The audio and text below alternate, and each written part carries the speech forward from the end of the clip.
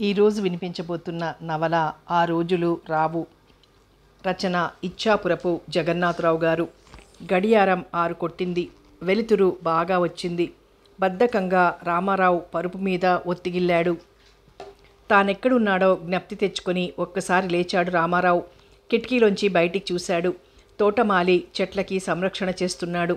తోట అవతల రోడ్డు ఒకటి, 2 కార్లని, 4 ఇళ్లని తప్పిస్తే నిర్మానుష్యంగానే ఉంది. రాత్రి 12 అయ్యేసరికి తతంగం అంతా పూర్తి అయ్యి అప్పుడు పడుకున్నాడు రామారావు. పెళ్లి పందిర్లోని దృశ్యాలన్నింటినీ జ్ఞాపకం తెచ్చుకుంటూ అతను మళ్ళా మంచం మీద కూర్చున్నాడు. మేడ మీద సందడి అంతగా లేదు. తనకి తెలియని ఒకరిద్దరు ఆడవాళ్లు మాత్రం ఎదురుగా గదిలో సామాను సర్దుకుంటున్నారు. ఇద్దరూ వయసు మీరిన వాళ్లే. ఒక ఆమె మాత్రమే సకేష. టూత్ బ్రష్ కోసం తడుముకుంటున్నాడు రామారావు. ఆ గది జాగ్రఫీ అతనికేమీ తెలియదు. రాత్రి తన సామాన్లు ఎక్కడ పెట్టారో కూడా అతనికి తెలియదు. ఎవరినైనా అడుగుదామంటే పూర్తిగా కొత్త ఇల్లు. కర్తవ్యం ఆలోచిస్తూ అతను అలాగే కొద్ది నిమిషాలు కూర్చున్నాడు. ఇంతలో ఎదురుగా టేబుల్ మీద అద్దము దువ్వెనా చూసి లేచి తలదువ్వుకుంటున్నాడు. అప్పుడే ఒక చెంబులో నీరు, అతని టూత్ బ్రష్, పేస్టు పట్టుకొచ్చింది శ్యామల. గిరుక్కున వెనుదిరిగాడు. ఆమె గుమ్మం దాటింది. 5 ఏళ్ల క్రిందటి శ్యామలకి ఈ శ్యామలకి ఎక్కడా పోలికే లేదు. తల, బట్టలు ఏర్పరచుకోకపోయినా యవ్వనపు మిసమిస ఆమెలో నుంచి తొంగి చూస్తూనే ఉంది. రామారావు నిలబడదామనుకున్నాడు. కానీ అతని శరీరంలో ఏదో నీరసంలాగా బలవంతంగా అతన్ని కూర్చోబెట్టింది.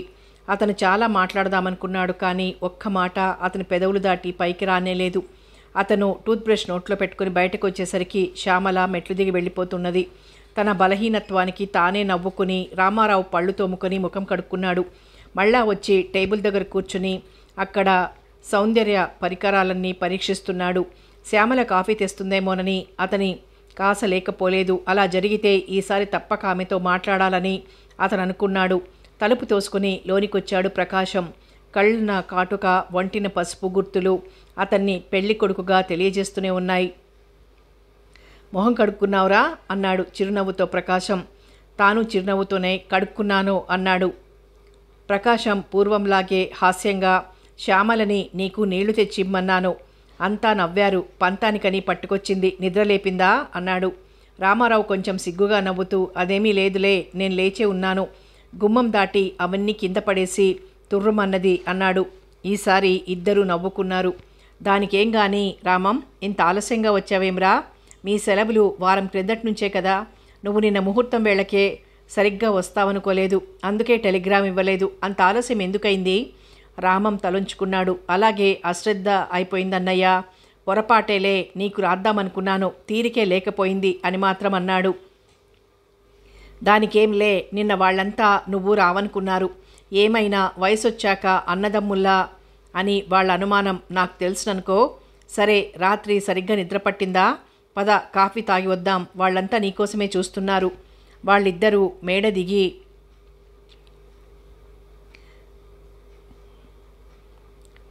కిందికి అందరూ పలహారాలు చేస్తున్న చోటికొచ్చారు. కాఫీ ఉప్మాలతో పాటు ఇడ్లీ కూడా తింటూ అందరూ పెద్దగా బాతాకాని కొడుతున్నారు. రామంతో ప్రకాశం రావడంతో కొంత సద్దుమణిగింది. మా తమ్ముడు చెప్పానుగా లా చదువుతున్నాడని అని కొంతమందికి పరిచయం చేశాక ప్రకాశం అతన్ని లోపలికి తీసుకెళ్లాడు. అక్కడ 10-12 మంది బహుశా వాళ్ల కోసమే ఎదురు చూస్తున్నారు. వాళ్ళంతా ముఖ్య బంధువులని గ్రహించాడు రామం. రావోయ్, కూర్చో. అన్ననే మర్చిపోయావేమిటి? అతను బెంగ పెట్టుకున్నాడనుకో. ఆ పీట మీద కూర్చో. ప్రకాశం, నువ్వా పీట మీద కూర్చోవోయ్. అతను పీట మీద కూర్చున్నాడు. ఆయనే రాము మామగారు అని ప్రకాశం పరిచయం చేశాడు. తరువాత అందరినీ పరిచయం చేశాడు. మరదలిక్కడ లేదులే, అయినా ఉదయం పరిచయం అయిందిగా. అంతా నవ్వారు. శ్యామల సావిత్రికి చెల్లెలేమీ కాదు. కానీ తన సహజమైన చిలిపితనంతో సావిత్రికి ఆ 2 రోజుల్లోనూ అంతకన్నా సన్నిహితురాలైంది. ఉదయం విషయం తవ్వి కాస్త నవ్వుకోవడానికే ప్రకాశం అలాగన్నాడు. అయితే లా చదువుతున్నావా? ఎన్నో సంవత్సరం? ప్రకాశం మామగారు కృష్ణారావు గారు అడిగారు. 1వ సంవత్సరం అయింది. నువ్వు ఇంటర్ ఎక్కడ చదివావు? విశాఖపట్నంలోనే. అయితే మా అమ్మాయిని నువ్వు ఇంతకు ముందే ఎరుగుదు అన్నమాట. తెలియదండి, నాకు జూనియరో సీనియరో అయి ఉంటుంది. ఆ మాట నిజమైనా అతను సత్యాన్ని అంగీకరిస్తే తనకామె తెలుసుననే చెప్పుండాల్సింది. తరువాత కొంచెంసేపు బాతాకాని అయ్యాక అందరూ ఊరేగింపుకి బయలుదేరుతున్నారు. తలనొప్పిగా ఉందని చెప్పి రామారావు తన గదికొచ్చి పడుకున్నాడు. వస్తుంటే దారిలో సావిత్రి ఎదురైంది. తలదించుకొని వెళ్ళిపోయింది. అతను నడక శీఘ్రతరం చేశాడు. ఇల్లంతా నిశ్శబ్దంగా ఉంది. ఆ కొత్త వాతావరణం బాగా అలవర్చుకునేదాకా అతనికి తోచలేదు. లేచాడు. కిటికీలోంచి చూశాడు. కొంతమంది చుట్టాలు వెళ్ళిపోతున్నారు. ఊరేగింపు సాగుతోంది. అతను వెనుదిరిగాడు. గది ఎవరో శుభ్రం చేసి పెట్టారు. గోడలని చాలా ఫోటోలు అవి ఉన్నాయి. ఒక మూలగా రేడియో ఉంది. ఏమీ తోచక అతను రేడియో ట్యూన్ చేశాడు. ఏదో పాశ్చాత్య సంగీతం వస్తోంది. శ్రవణపేయంగా ఉంది. సిగరెట్ ముట్టించి పొగ వదిలాడు. కొంచెం ఉత్తేజం అనిపించింది. గదిలో అటు ఇటు పచారులు చేస్తున్నాడు. షెల్ఫ్లో చాలా పుస్తకాలున్నాయి. ఒకటి మధ్యది తీశాడు. మాఘుంది. పేజీలలో అండర్లైన్లు మార్కులు పెట్టేశాడు. డ్రాయర్ మీద చూశాడు. ఇంగ్లీష్ మ్యాగజైన్లు, ఏదో బొమ్మల పుస్తకం చిరాగ్గా పారేశాడు. ఇంకొకటి ఫిలిం జర్నల్ తీసి మంచం మీద పడుకొని బొమ్మలు చూస్తున్నాడు. కొద్దిసేపట్లో అతను మళ్ళా నిద్రకి వసుడయ్యాడు. సినీ జర్నల్ అతని చేతిలో ఉంది. సిగరెట్ మాత్రం పారేశాడు. సంగీతం వాల్యూమ్ తక్కువగా వస్తూనే ఉంది. ఏదో చప్పుడై అతను బద్ధకంగా లేచాడు. సావిత్రి టేబుల్ ముందు కుర్చీలో కూర్చొని ఆ డ్రాయర్లో ఏమో తీస్తోంది. అతని గుండెలు కొట్టుకుంటున్నాయి. ఆ శబ్దం ఆమెకి వినపడకుండా ఈ పక్కకు తిరిగి అతను బలవంతాన కళ్ళు మూసుకున్నాడు. మధ్యాహ్నం భోజనం చేసి నిద్రపోయాడు రామం. ఆ గది అతనికి ప్రత్యేకంగా వదిలేశారు. అతను లేచేసరికి 4 దాటింది. ఎదురుగా సబ్బు, తువ్వాలు, నీళ్లు ఉన్నాయి. ముఖం కడుక్కొని బట్టలు మార్చుకున్నాడు. అతను కాఫీ కోసం ఏమిటి చేయడం అని ఆలోచిస్తుంటే శ్యామల కనిపించింది. పిలిచాడు. కాఫీ కోసమని కాదు, ఆమె కోసమని. శ్యామల వచ్చి గుమ్మం దగ్గర నిలబడి కొంటెగా ఏం అన్నది. రామారావు ధైర్యమంతా కరిగిపోతోంది. చిన్నగా నవ్వుతూ షికారొస్తావా, బీచ్కి పోదాం అన్నాడు. కానీ వెంటనే నాలుగు ఖర్చుకున్నాడు. హద్దుమీరి ప్రవర్తించానేమోనని. నీతోనే నేను రాను అంది. ఆ మాటలంటూ ఆమె చిరునవ్వు నవ్వింది. కానీ అతను ఆ విషయం గ్రహించలేదు. ఈ సంఘటన ఏమాత్రం గొప్ప అపజయమో అతను తెలుసుకునే లోపున శ్యామల వెళ్ళిపోవడం జరిగింది. రామారావు మాత్రం ఆమె సమాధానంలో ఏమైనా అంతరార్థాలున్నాయా అని ఆలోచిస్తున్నాడు. ఇంతట్లో ఎవరో వంట బ్రాహ్మణుడై ఉంటాడు. కాఫీ పలహారం తెచ్చిచ్చాడు. కాఫీ ముగించి రామారావు మెట్లు దిగేసరికి బంతులాట జోరుగా సాగుతోంది. పాటలు పాడుతున్నారు. అందరి దృష్టి ఒక్కసారి అతని ముఖం మీద పడడం అతన్ని చాలా గాబరా పెట్టింది. ఒక్కసారి సావిత్రి ముఖంలోకి చూశాడు. ఆమె తన వైపే చూసి సిగ్గుతో తిన్నగా నవ్వి తలదించుకుంది. తొందరగా ఇల్లు దాటి బయటికి నడిచాడు రామం. సావిత్రి చిరునవ్వు మాత్రం అతని గుండెల్లో నాటుకుపోయింది. తొలిమల్లెల తెల్లదనంలాగా ఆ చిరునవ్వు. సముద్ర తీరం వెంటనే నడుస్తున్నాడు రామారావు. అక్కడి ప్రశాంతత అతనికి చాలా ఉత్తేజకరంగా ఉంది. కొంచెం దూరం నడిచి ఒకచోట కూర్చున్నాడు. ఒక్కసారిగా ఏదో పరాజితుడు లాంటి భావం అతని మనస్సుని చుట్టుముట్టింది. ఏమిటి భావం? ఎందుకీ పరాజిత మానసిక వ్యధ అనుకున్నాడు. నిన్న రైల్లో వస్తుంటేనో ఏదో నేరం చేయబోయే వాడిలాగా బాధపడ్డాడు. నేడు అదే స్థితి. ఎందుకని? సావిత్రి చిరునవ్వు తుమ్మమూలులాగా ఒక్కసారి గుచ్చుకుంది మనస్సులో. 2 ఏళ్ల క్రిందట కాలేజీలో సంఘటన అతనికి జ్ఞప్తికొచ్చింది. ఆనాడు అదే రకపు చిరునవ్వు, అదే భావం. ఈ 2 ఏళ్ళు తాను ఆమెనెంతగా తలుచుకున్నాడు. ఎన్నిసార్లు ఆమెతో మాట్లాడటానికి ప్రయత్నించాడు. ఆమె సౌందర్యం ఆ ఆకర్షణకి కారణం కావచ్చు, లేక ఆమెలోని సౌమ్యత కావచ్చు. అసలు ఆమె పట్ల తనకెలాంటి భావం ఉంది? ఆ ప్రశ్న మాత్రం తెగలేదు. ఎందుకో తానామెని అభిమానిస్తున్నాడు. అది మాత్రం వాస్తవం. ఇప్పుడు ఆమె తన వదిన. తనని ప్రాణాలతో సమంగా చూసుకుంటున్న అన్నయ్యకి భార్య. అదృష్టవంతుడు అనుకున్నాడు అతనొక్కసారి. సముద్ర తరంగాలు విజృంభిస్తూ తీరం చేరేసరికి నామరూపాలని నశింపజేసుకుంటున్నాయి. అతని మానసిక అంతరంలో అనేక ఆలోచన తరంగాలు బయలుదేరుతున్నాయి. కానీ బయటికి వచ్చేసరికి వాటి రూపమంతా శిథిలమవుతోంది. తాను ఆమెని ప్రేమించాడా? అతని ప్రశ్నకి సమాధానం చెప్పుకోలేకపోయాడు. కొద్ది నిమిషాలు ఆమెతో మాట్లాడితే తన భావాలు ఎలాగ పరివర్తన చెందుండేవో. ఆమె ఎడ తనకున్న అభిమానం ఒక ముద్దగా ఉన్నది. దానిలో నుంచి కాలం ఏ స్వరూపాన్ని తయారు చేయకుండానే అది తన చేతిలోకి వచ్చింది. ఆమెతో ఇటుపైన ఎలాగ వ్యవహరించడం, ఒక్కసారిగా ఆ ఉన్నత పదవి ఆమెకెలాగ దత్తం చేయడం, ఈ మార్పుకి ఎలాగా అలవాటు పడడం. కానీ ఇంక తప్పని పరిస్థితుల్లో ఏదో ఒకటి చేయాల్సి ఉంటుంది. జీవితంలో ప్రతి పని మానవుడు ఇష్టంతోనే చేయకపోవచ్చును. విధి నిర్మించిన దాన్ని తరచూ విధేయతతో అంగీకరించవలసి ఉంటుంది. తన జీవితంలో మొదటి ప్రణయం ఇతరులకి ప్రేయస్సుతో సహా తెలియకుండా, అపరాధం చెయ్యకుండా అంతమైంది. తన నాయకత్వం ఎవ్వరికీ తెలియకుండా ఓడిపోయింది. సూర్యాస్తమయం కావస్తున్నది. కనుచూపు మేరలో ప్రత్యక్షమైంది శ్యామల. ఎవరో కుర్రవాడిని చేత నడిపించుకుంటూ తన దారినే వస్తోంది. అతని గుండెలు తీవ్రంగా స్పందించసాగాయి. పక్కన ఎవరు ఉన్నా అది వినిపించును. ఆమెను చూడనట్లు నటిస్తూ వీలైనంత ఆకర్షణీయంగా కనిపించడానికి ప్రయత్నిస్తున్నాడు రామం. ఆమె రానే వచ్చింది. ఓహో, మీరు ఈ దారినే వచ్చారా అని మాత్రం కష్టంగా అనగలిగాడు. మా బాబీ ఏడుస్తుంటే కాస్త తిరుగుదామని ఇలా తీసుకొచ్చాను. శ్యామల నిలబడే నవ్వుతూ అంది. కూర్చుంటారా? ఎందుకు? కొంచెం విశ్రాంతి కోసం. సముద్రం, పరిసరాలు ఎంత సౌందర్యంగా ఉన్నాయో చూసారా? కూర్చుంటే ఇంకా బాగుంటుంది. అది సరే గాని అండి ఎప్పటినుంచి? రామం తన నిద్రలోనే ఉండిపోయాడు. అది గ్రహించుకొని సిగ్గుపడ్డాడు. మరిచాన్లే, అయినా చాలా పెద్దదానవయ్యావుగా, ఏమంటే కోపం వస్తుందోనని. నీ బడాయిలు కట్టిపెట్టోయ్. సరే కానీ ఇక్కడెందుకు కూర్చున్నావు? ఏ యువకుడైనా భవిష్యత్తు కోసం ఎంతో చక్కగా ఉపయోగించుకోవాల్సిన పనికిరాని ప్రశ్న. రామారావు చాలా తెలివైన ప్రేమికుడు కాదు, ఎక్కువ పాలు వేదాంతి. శ్యామల కూర్చుని అజాగ్రత్తగా ఇసుకలో చేరబడి మీదికి రాజూస్తూ రాలేకపోతున్న సముద్ర తరంగాలని చూస్తోంది. ఏముంది, చెప్పానుగా విశ్రాంతి తీసుకుంటున్నాను. చెప్పానుగా ఇక్కడ చాలా బాగుందని. చిలిపిగా నవ్వింది శ్యామల. ఏమీ జవాబివ్వకుండా అలాగే అందంగా కూర్చుని సముద్ర తరంగాల వైపు చూస్తూ ఆనందిస్తోంది. బాబీ ఇసుక మేడలు కడుతున్నాడు. రామారావు ఒక సందేహంలో పడ్డాడు. శ్యామల ఆ దారిని రావడము, అక్కడికి వచ్చి కూర్చోవడము, ఆమె తనని కలుసుకోవడం కోసం ప్రయత్నించి జయించిందని సూచిస్తున్నాయి. తాను ఆ నిమిషంలో ఊరుకుంటే ఏమనుకుంటుంది? అందుచేత చాలా ఆలోచించి ఆమెకి కొంచెం దగ్గరగా జరిగి, ఏమిటి ఆలోచిస్తున్నావు శ్యామల అన్నాడు. చాలా. అయినా నీకెందుకు? కెరటాలను చూస్తూ ఆడుకో, ప్రియురాలు కనిపిస్తుంది అంది. కాలం నష్టపోకుండా కనిపిస్తూనే ఉంది అన్నాడు సగం ధైర్యంగా రామారావు. ఎక్కడా? అతను నవ్వాడు. కానీ హఠాత్తుగా ఆమె ముఖాన చిరునవ్వు మాయమైంది. అతని గుండె ఆగినట్టయింది. మగవాళ్లకి ఒక జబ్బుందోయ్. ఏకాంతంగానో మరెలాగైనా సరే ఎవరైనా అమ్మాయి కనిపించిందనుకో, దానితో ఏదో ప్రణయవల్లరి ప్రారంభించడానికే ప్రయత్నిస్తారు. ఒక్క సినిమాలోనే ఇది తప్పదు. మాటలాడిన ఆడదల్లా. శ్యామల ముఖం వివర్ణమైంది. తన పని అంత తప్పు అని అతను అనుకోలేదు. ఆమె క్రింది పెదవి వణుకుతోంది.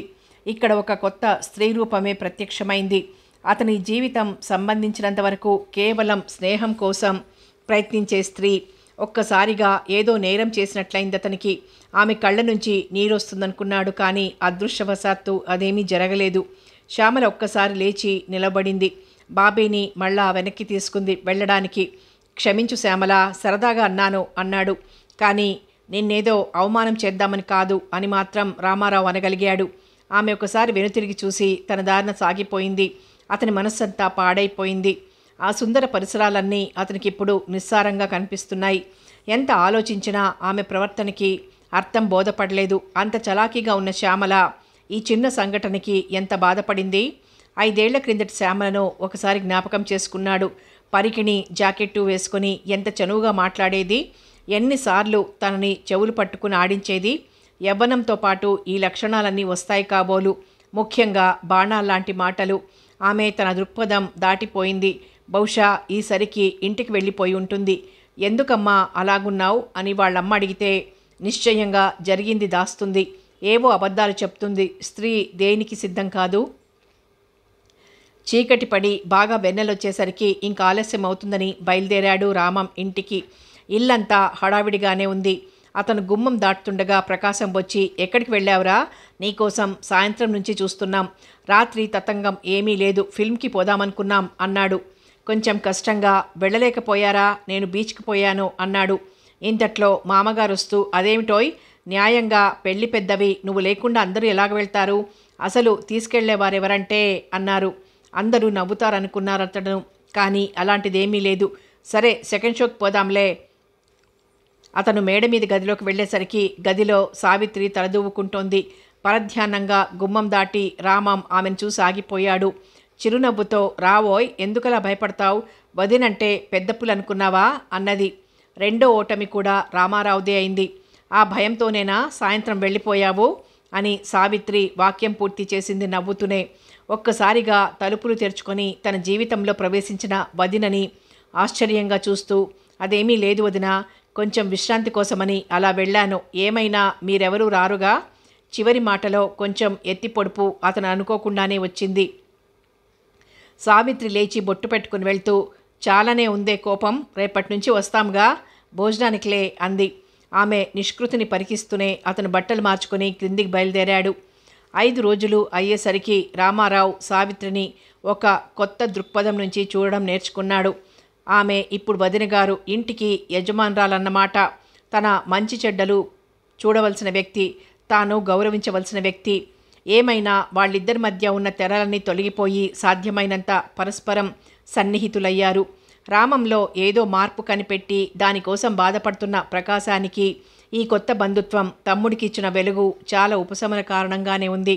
ఆ పరిస్థితుల్లో ఎవరైనా ఆ బాధపడక తప్పదు అనుకున్నాడు ప్రకాశం.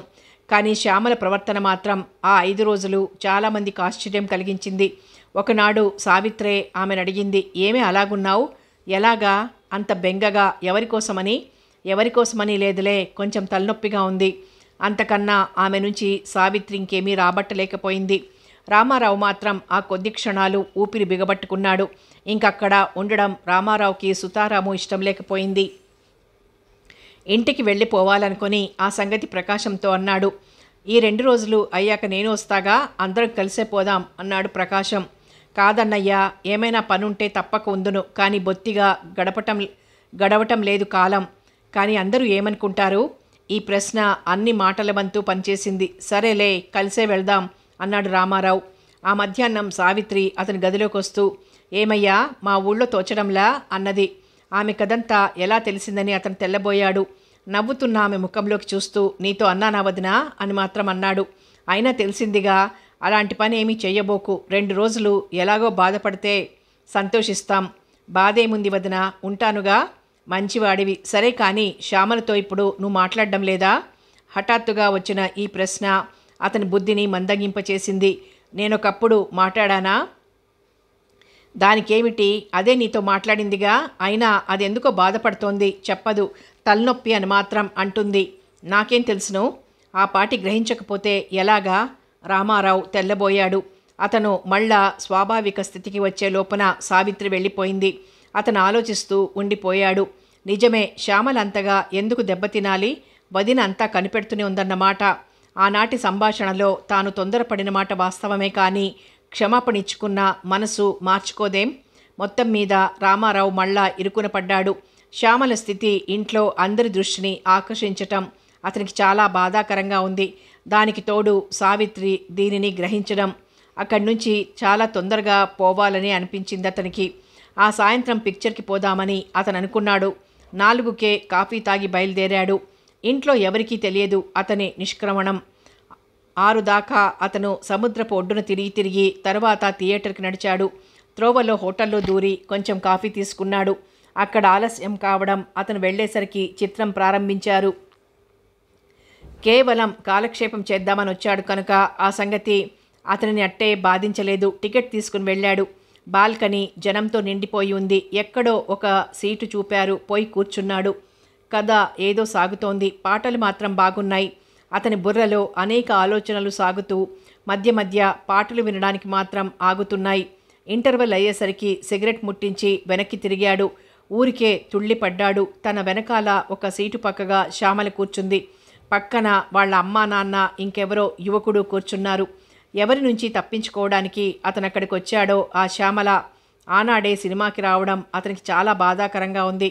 ఆమె కోసం తానక్కడికి వచ్చానని ఆమె అనుకోక తప్పదు. వాస్తవంగా దానికి పూర్తిగా వ్యతిరేక పరిస్థితులు.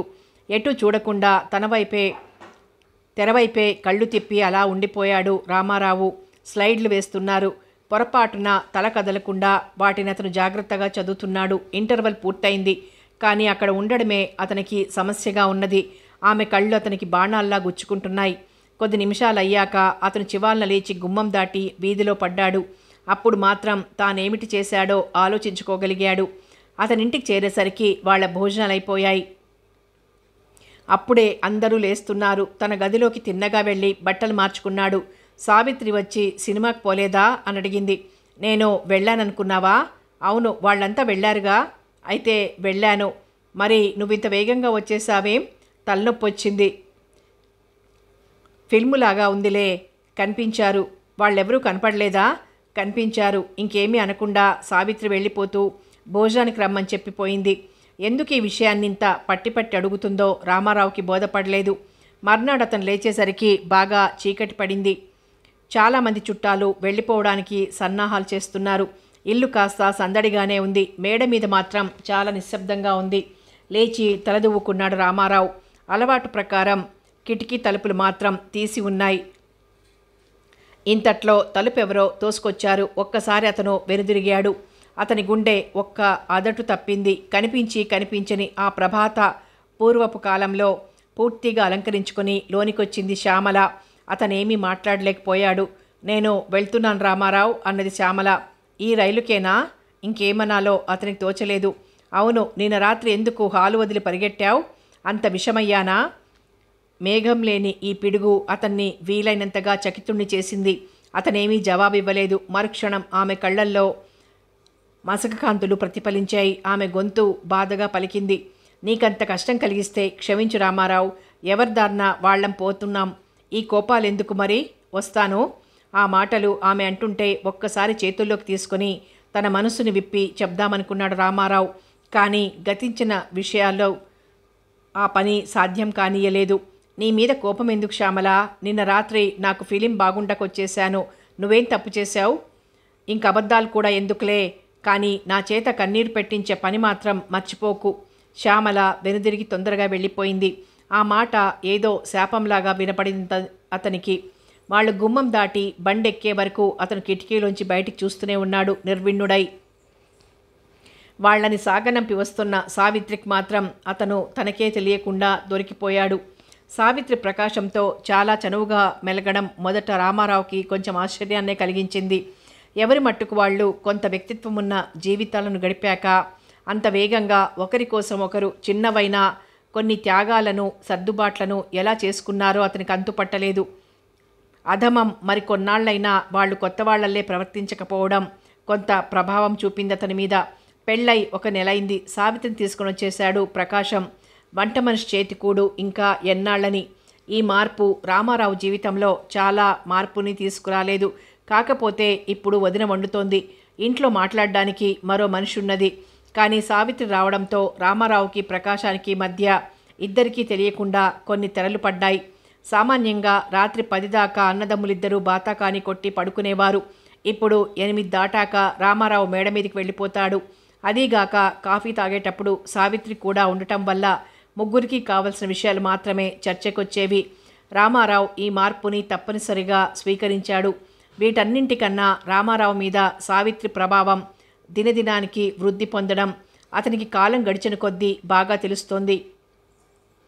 అనేకసార్లు తనకిష్టం లేనివి, ఏ పరిస్థితుల్లోనూ చెయ్యనివి కొన్ని పనులు సావిత్రి కోరగానే మంత్రముగ్ధుడిలాగా అతను చేసేవాడు. ఆ క్షణంలో తన ప్రవర్తన ఎంతో సహజంగా కనిపించేది. కానీ తర్వాత ఆలోచించుకుంటే తన ప్రవర్తనకి తానే ఆశ్చర్యపడేవాడు. సెలవులు 3 నెలలు ఇంటి దగ్గర ఉందామని లేదు రామారావుకి. ఒకసారి దేశం చూద్దామని బయలుదేరదామనుకున్నాడు. పూర్వపు మిత్రులను కొంతమందిని కలుసుకుందామని అతని ఉద్దేశం. ఆ ఉద్దేశం అన్నతో చెప్పాడు. ఎన్నాళ్లలో వస్తావు అన్నాడు ప్రకాశం. ఈ నెల అయ్యాక. కొంచెం తెల్లబోయాడు ప్రకాశం. లోకానికి పూర్తిగా భయపడే స్వభావం అతనిది. వాస్తవంగా తనలో తప్పు లేకపోయినా నలుగురు ఏ పని చేసినా ఏమనుకుంటారో అని ఆలోచించే తత్వం అతనిది. ఇప్పుడు తమ్ముడు వెళ్ళిపోతే ఇంట్లో పడక వెళ్ళిపోయాడనుకుంటే, అదీ కాక సావిత్రికి రోజల్లా కాలక్షేపం కూడా అతనే. ఇంకా కొత్త కనుక ఒంటరితనం సావిత్రికే కష్టతరం కావచ్చు. మొదటి భయం గురించి తమ్ముడితో ఏమీ అనకుండా, నువ్విప్పుడు వెళ్ళడం తప్పదంటే నీ ఇష్టం, కానీ నాకు సుతారాము ఇష్టం లేదు అని మాత్రం అన్నాడు. ఎందుకన్నయ్యా? కొంచెం ఆగి, మీ వదినికి జీవితం కొత్తే. ఇంట్లో పగలల్లా నేను ఉండను. నువ్వుంటే దానికి కాస్త కాలక్షేపంగా ఉంటుంది. నాకు తోచదు. సంవత్సరంలో ఎన్నాళ్ళు ఇక్కడ ఉంటావు కనుక? రామారావు ఇవ్వలేకపోయాడు. సరే, ఆలోచించి నీకెలాగ తోస్తే అలాగే చెయ్యి. అతను తన గదిలోకి వెళ్ళిపోయాడు.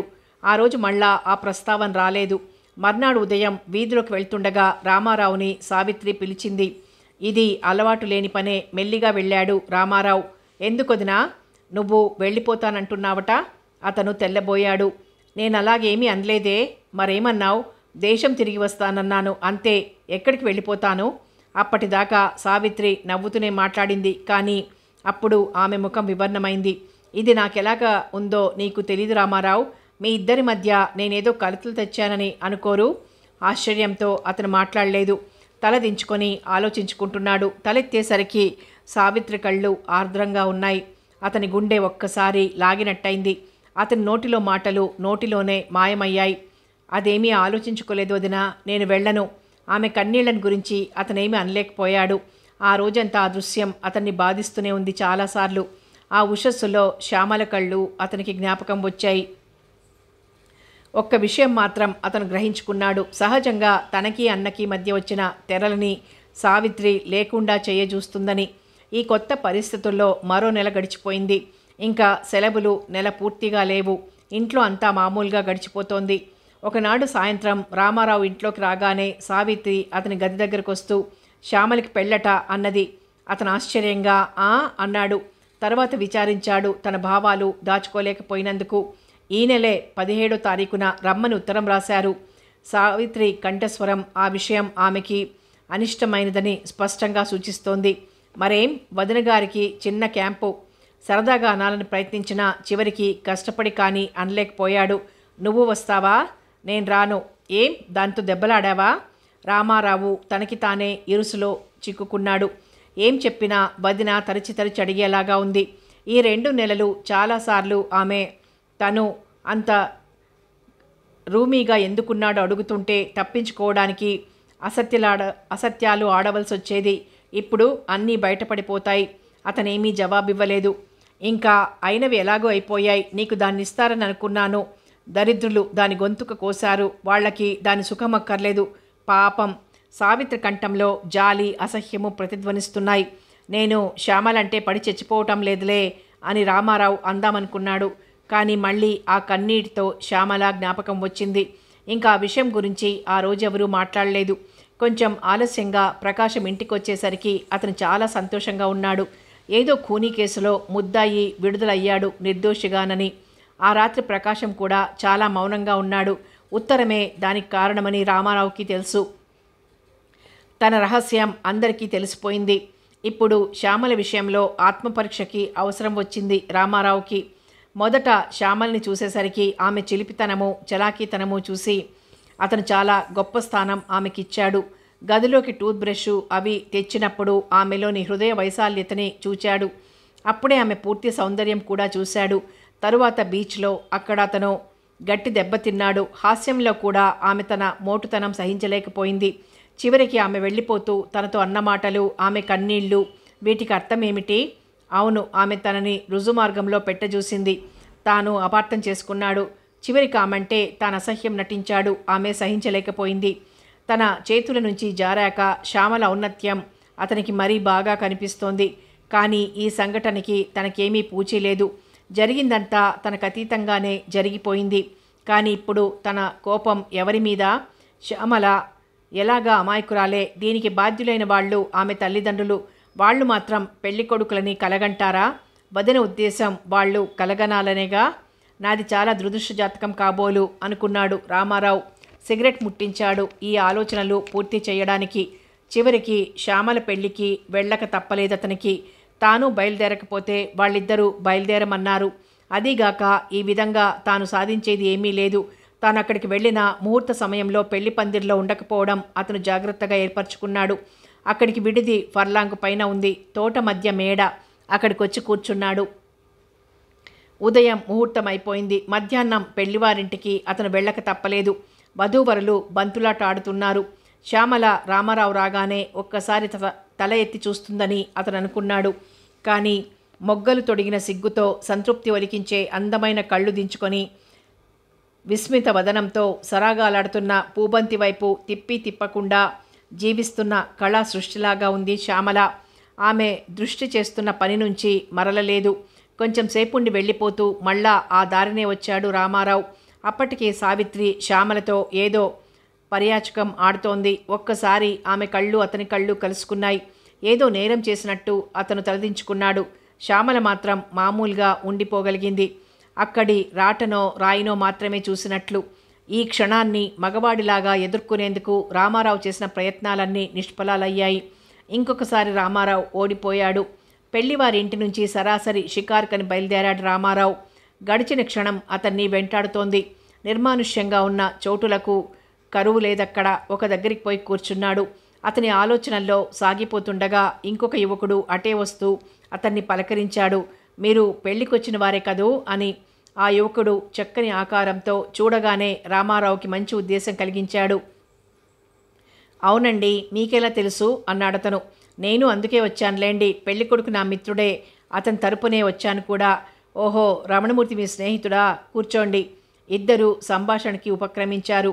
వేణుగోపాల్ మొదట దరిద్ర భారతంలో వివాహం ఖర్చులు ఇంతింత ఉండటాన్ని గురించి లెక్చర్ చేశాడు. పాశ్చాత్య దేశాల వివాహ సంప్రదాయాలను గురించి అతను చాలా మంచి మాటలతో చెప్పాడు. చివరికి వధూవరుల గురించి అక్కడా ఇక్కడ విభేదాలు చెప్తూ వేణు నిజం చెప్పాలంటే ఈ పెళ్ళి రమణమూర్తికి ఇష్టం లేనేలేదన్నాడు. రామారావు తుళ్ళిపడ్డాడు. వేణు అది గమనించలేదు. అది తెలిసి కొంచెం కుదుటపడ్డాడు. వాళ్ళ ఫాదరు ప్రెషర్ చేశాడు. ఈ సంబంధం వద్దని వీడి వాదన. కారణం చెప్పడు. చివరికి ఇలాగా పాపం ఆ అమ్మాయి గొంతుగా కోస్తాడు కాబోలు. ఎలాగో సంభాషణ ఇంకో విషయం మీదికి మరలేసరికి రామారావు కొంచెం తేలికపడ్డాడు. వేణు తన స్టడీస్ గురించి చెప్తూ ఇంటర్ అయ్యాక వాల్తేర్లోనే డిగ్రీ చదవాలనుందన్నాడు. చాలా బాగుంది. మీరు ఎకనామిక్స్ తీసుకోండి, మంచి ఫ్యూచర్ ఉంటుంది అన్నాడు రామారావు.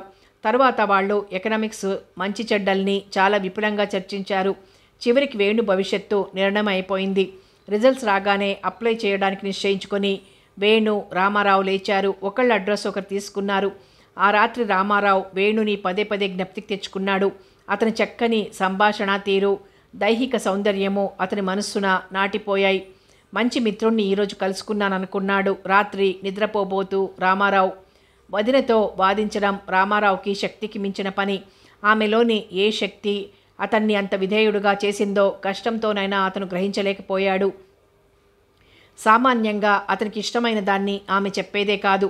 ఒకవేళ చెప్పినా రామారావు తన అయిష్టతని తెలియజేసేవాడు కాదు. అలాంటి ప్రవర్తనకి ఒక్కనాడు మాత్రం రామారావు మార్పు తెచ్చాడు. ఆనాడు అతను గదిలో కూర్చొని ఖాళీగా ఆలోచిస్తున్నాడు. ప్రకాశం ఆఫీసుకు వెళ్ళిపోయాక సావిత్రి అతని గదిలోకి వస్తూ ఏమిటి రామారావు ఆలోచిస్తున్నావు అని అడిగింది ఒక కుర్చీలో కూర్చుంటూ. ఏముంటుంది వదిన, సెలవులు వస్తున్నాయి, ఒక్క పుస్తకమైనా చదవలేదు, అంత పని నెత్తిమీద వేసుకొచ్చాను అని. సావిత్రి నవ్వుతూ ఇంకేమిటి చదువులే, బెంగలో పడిపోయావు అంది. ఎందుకు బెంగ? పెళ్లి కోసం. ఇంకా నవ్వుతోంది సావిత్రి. రామారావుకి నవ్వొచ్చింది. గడిచిన రోజుల్లో తన ప్రవర్తన ఎవరికైనా విరహంలో పడినట్లే చూపిస్తుందని అతను అనుకున్నాడు. అయితే విరహం ఎవరి కోసం? ఇంతట్లో ఒక్కసారి నవ్వాపి నీ పెళ్ళి ఈ ఏడు చేస్తాం అంది. సగం హాస్యం సగం సీరియస్నెస్తో. ఇప్పుడు పెళ్ళే తక్కువైంది, అవతల పరీక్ష పాస్ అవ్వకపోతే పెద్ద పెళ్ళవుతుంది. అదంతా సరేలే, నేను నిజంగా చెప్తున్నాను, మీ అన్నయ్యకి ఎలాగా బాధ్యత తప్పదుగా, చక్కటి పిల్లని వెదికి కట్టేస్తాం. మళ్ళా సావిత్రి నవ్వుతోంది. రామారావు సమాధానం ఇవ్వడానికి వీల్లేకపోయింది. మా చెల్లెలొస్తే అప్పుడు మమ్మల్ని మర్చిపోతావు కదూ రామారావు. నన్ను కాకపోతే మీ అన్న ముఖం చూసైనా కాస్త ఆలోచిస్తావా? ఆ మాటలు పూర్తిగా వేళాకోళం కాదని రామారావుకి ఆమె కంఠస్వరమే చెప్తోంది. పెళ్లి చేసుకుంటే విడిపోక తప్పదా వదినా? నువ్వేం చేస్తావు పాపం, మా చెల్లెలు బట్టి ఉంటుంది అర్థమైనట్లు చూశాడు రామారావు. సర్లే, ఎవరన్నా వింటే నవ్విపోతారు. ఆలు లేదు చూలు లేదు, కొడుకు పేరు సోమలింగడు అన్నట్టు. ఇదంతా పెళ్ళి అయ్యాకగా, అప్పుడు ఆలోచిద్దాం. రామారావు నిశ్శబ్దంగా ఉండలేకపోయాడు. ఈ 2 ఏళ్ళు అయ్యేదాకా పెళ్లి మాట ఎత్తొద్దోదినా.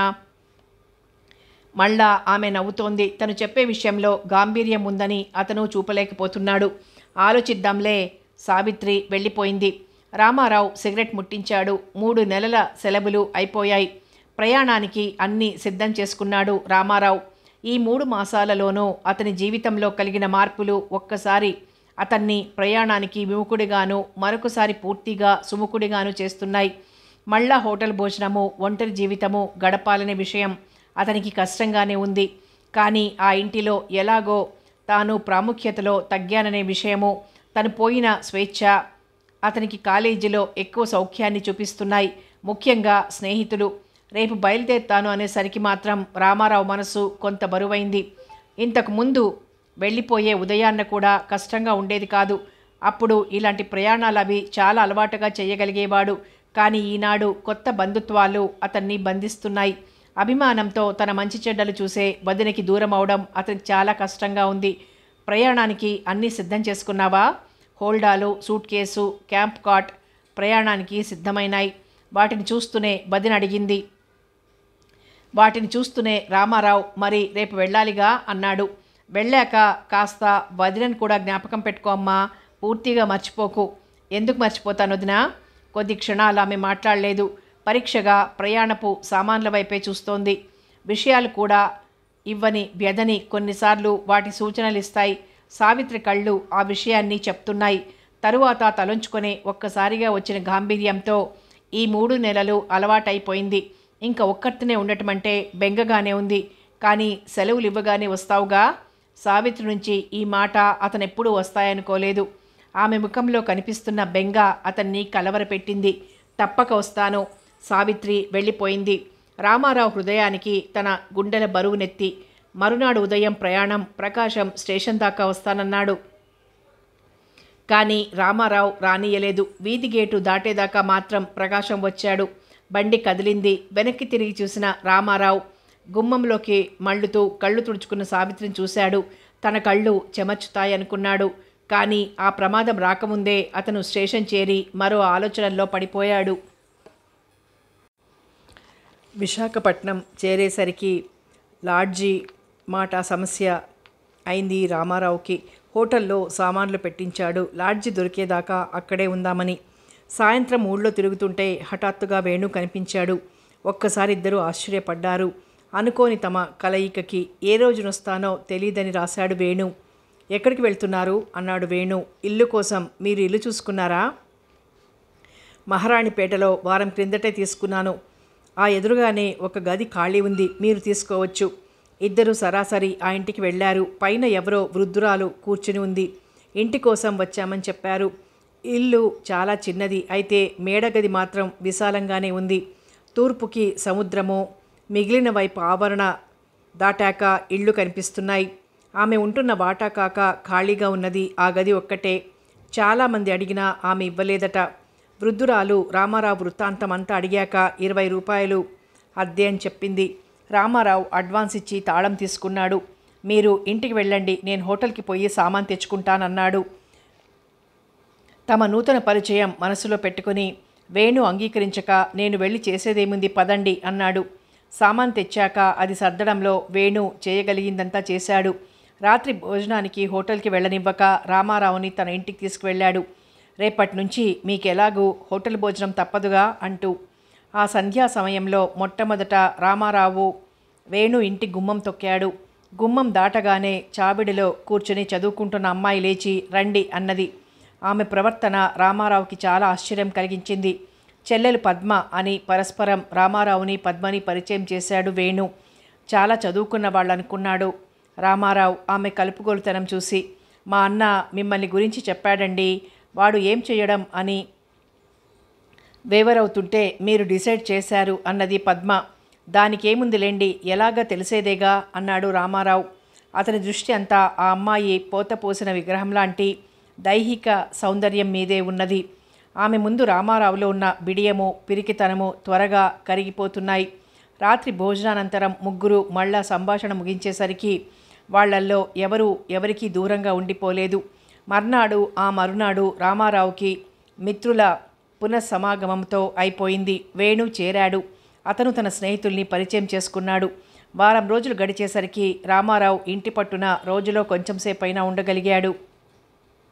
ఒకనాడు తను నిద్రలేచేసరికి గదిలో ఎవరో పాపాయి తన జోళ్లతో ఆడుకుంటున్నాడు. బొద్దుగా చూడడానికి ముద్దొస్తున్న వాడిని ఒక్కసారి చూడడం అతనికి ఆశ్చర్యానికి మేరలేకపోయింది. ఇంటివారి పాపాయి అనుకున్నాడు. వాడిని తీసి మంచం మీద కూర్చోపెట్టి ఎవరమ్మా నువ్వు అన్నాడు రామారావు నవ్వుతూ. వాడు అర్థమైనట్లు నవ్వుతూ చూశాడు. 2 నిమిషాలు వాడితో ఆడుకునేసరికి తొందరగా ఒక ఆమె అతని గదిలోకి వచ్చి అతన్ని చూసి తెల్లబోయి నిలబడి ఇక్కడున్నావా, ఇల్లంతా వెతికాను అన్నది కొంచెం సిగ్గుగా. ఆమె వాడి తల్లి అని అతను అనుకోలేకపోయాడు. కానీ ఆమె ముఖంలో ప్రతిఫలిస్తున్న ఆతృత, ఆ సంతసము అతనికి అనుమానం తగ్గిస్తున్నాయి. లేచేసరికి ఆడుకుంటున్నాడు ఇక్కడ అని మాత్రం అతను లేచాడు మంచం మీద నుంచి. ఆమె వాడిని తీసుకుంది. తొందరగా దిగి వెళ్ళిపోయింది. ఇంతట్లో ఇంటి ఆవిడ అతని గదిలోకి వస్తూ, నీ గదిలోనూ బాబొచ్చాడు, దాని మతి పోయింది అన్నది. అవునండి అన్నాడు రామారావు. నీకేమైనా అవసరం ఉంటే నన్ను అడుగుతూ ఉండు బాబు, కొడుకు లాంటి వాడివి, ఏదో అద్దె ఇల్లనుకోకు అన్నదామే. ఈ భాషణ అతనికేమీ బోధపడలేదు. ఒక్కసారి ఆమెకి తన మీద ఇంత అవ్యాజమైన ప్రేమ ఎందుకో. అలాగేనండి అని మాత్రం అనగలిగాడు. నాకు ఈ పిల్ల ఒక్కతెను, వాడు మనవడు. అది చచ్చిపోయి 2 ఏళ్లయింది నాయనా. ఇది కళ్ళల్లో ఒత్తులు పెట్టుకొని పెంచుతుంది. అల్లుడికి ఏమీ అక్కర్లేకపోయే. అతను జవాబు చెప్పేలోగా ఆమె వెళ్ళిపోయింది. ఆ సాయంత్రానికి ఆ అమ్మాయి పార్వతి అని, పాపాయి హరి అని తెలిసింది రామారావుకి. ఆ రాత్రి మామూలుగా 7 గంటలకి ఇంటికి వచ్చేసరికి వరండాలో పార్వతి కూర్చుని ఏదో చదువుతోంది. పాపాయి చాప మీద కూర్చుని ఆడుతూ రామారావుని చూసి తొందరగా పాకి వచ్చాడు దగ్గరికి. చేతులు చాచి వాడిని ఎత్తుకుని మీదికి తీసుకెళ్లాడు రామారావు. అతనికి తెలియంది ఏమిటంటే, ఎన్నో నాళ్ల సహవాసం ఉన్నట్లు హరి తన దగ్గరికి రావటానికి కారణం. కొంచెంసేపు పొయ్యేదాకా ఆడుకున్నారు రామారావు, హరి. ఇంతట్లో మెట్ల మీద నిలబడి, వస్తావా హరి, నిద్రపోదు గాని అని పార్వతి కేక పెట్టింది. హరి కేక వచ్చిన వైపు కళ్ళు పెద్దవి చేసి చూశాడు. వెళ్తావా అన్నాడు రామారావు. వాడు నవ్వాడు. ఎత్తుకుని పార్వతికి ఇచ్చి రావడానికి క్రిందికి వెళ్ళాడు రామారావు. 4 మెట్లు మీదికి వచ్చి తీసుకుంది పార్వతి వాడిని. మర్నాడు ఉదయం టూత్ బ్రష్ నోట్లో ఉంచుకుని దిగుతుంటే పార్వతి చంకన ఉన్న హరి దిగి అతని దగ్గరికి పరిగెత్తాడు. అది ఇంకా అలవాటైపోయింది. 4 రోజులు పోయాక వేణు ఒక మధ్యాహ్నం రామారావు గదిలోకి వస్తూ అతని చేతిలో ఒక ఇన్విటేషన్ కార్డు ఉంచి, రేపు సాయంత్రం సరాసరి థియేటర్కే రండి, సీట్లు ఖాళీ ఉంచుతాను అన్నాడు. ఆ కార్డు మీద ఒక నాట్య భంగిమలో పద్మ ఫోటో ఉంది. మర్నాడు సాయంత్రం ఆమె నృత్యం. తుళ్ళిపడినట్లయ్యాడు రామారావు. జీవితంలో అలాంటి షాక్స్ అతను చాలా తక్కువ తిన్నాడు. ఈ అందాల రాశి నాట్యగత్తె అన్నమాట. అతని ముఖంలో ఆశ్చర్యాన్ని వేణు చదవగలిగాడు. సారీ, మీకింతకు ముందు తెలుసనుకున్నాను. పద్మ నాట్య ప్రదర్శన ప్రోగ్రాంలు పత్రికలలో పడుతూనే ఉంటాయి అన్నాడు. అలాగా, చాలా సంతోషంలేండి అని మాత్రం అనగలిగాడు రామారావు. ఒకసారి వేల ప్రజల ముందు గజ్జె కట్టి నాట్యం చేయబోయే దృశ్యాన్ని ఊహించుకున్నాక ఈ కొత్త విషయం అతను సరిపెట్టుకోగలిగాడు. కానీ పద్మ అంటే అతనికి ఉన్న గౌరవం తగ్గినా తగ్గకపోయినా కేవలం సాంసారిక జీవనంలో గౌరవంగా బ్రతికిన పద్మకిచ్చే గౌరవం మాత్రం ఈ పద్మకి ఇవ్వలేకపోయాడు. తరువాత వేణు అతను కాలేజీ విషయాలు చాలా చర్చించుకున్నారు. ఈ మధ్యన హరి వచ్చి రామారావు ఒడిలో కూర్చున్నాడు. చాలా స్నేహం చేశాడే, ఎవరోయ్ అన్నాడు ఆశ్చర్యంగా వేణు. మా ఇంటామె మనవడులే, తల్లి చచ్చిపోతే పినతల్లి పెంచుతుంది అన్నాడు. పోనీ మంచి కాలక్షేపం అన్నాడు నవ్వుతూ వేణు. తాను నవ్వుతూ వాడి బుగ్గగిలుతూ చాలాను అన్నాడు రామారావు. వెళ్ళిపోతూ మెట్లు దిగుతున్న వేణుకి గుమ్మం యువతల పార్వతి ఎదురవడము, అతనాగి ఆమె వైపు ఒక్కసారి చూసి చిరునవ్వుతో వెళ్ళిపోవడము, పార్వతి కూడా చిరునవ్వుతోనే వచ్చి కుర్చీలో కూర్చోవడము మళ్ళా రామారావుని ఆలోచనలో పడవేశాయి. మర్నాడల్లా వేణు ఇంటి దగ్గర లేడు. థియేటర్ దగ్గర ఏర్పాట్లు చేసుకుంటున్నాడు. పద్మ కూడా 3 అయ్యేసరికి అక్కడికే వెళ్ళిపోయింది. సరిగ్గా 6కి రామారావు థియేటర్ దగ్గరికి వెళ్ళాడు. జనం కిక్కిరిసి ఉన్నారు. వేణు రామారావు కోసం సీటు రిజర్వ్ చేశాడు. మీరిక్కడ కూర్చోవడం వల్ల బోర్ అయితే లోపలికి రండి అన్నాడు వేణు. కానీ గ్రీన్ రూమ్ అంటే సహజంగా ఉన్న ఇష్టంతో రామారావు అక్కడే కూర్చున్నాడు. నృత్యం ప్రారంభమైంది.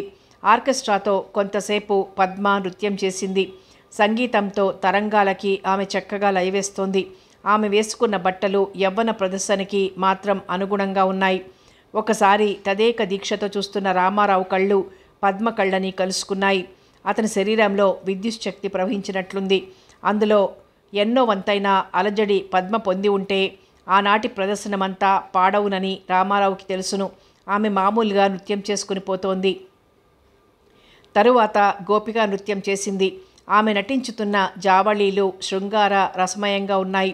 పాట ఇంత శ్రావ్యంగా ఉన్నదో ఆమె భావ ప్రకటన కూడా అంత చక్కగా ఉంది. ఒకసారి తన చుట్టూ కలియజూశాడు రామారావు. అందరూ బద్ధశ్వాసంతో చూస్తున్నట్లున్నారు. కొంతమంది కుర్చీల చేతుల మీద పాటకి లయవేస్తున్నారు. మరికొంతమంది శిరఃకంపనంతో తమ రసగ్రహణ శక్తిని విదితం చేస్తున్నారు. అయితే సభాసదులలో ఎక్కువ మంది కళ్ళల్లో అతనికి కనిపించినది నర్తకి ప్రదర్శిత యవ్వనపు సమ్మోహం.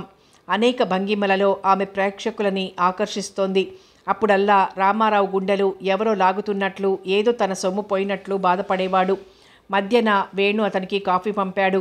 నృత్య ప్రదర్శన పూర్తి అయ్యేసరికి 9 దాటింది. అప్పుడు మాత్రం గ్రీన్ రూమ్లోకి పోక తప్పలేదు. వేణు వచ్చి తీసుకుని వెళ్ళడం మూలాన ఆ సరికి పద్మ మేకప్ తీసి మామూలుగా తయారైపోయింది. సుమారు 1/2 మంది విద్యార్థులు, పురప్రముఖులు ఆమె చుట్టూ చేరి ఆనాటి నాట్యాన్ని తెగ పొగడుతున్నారు.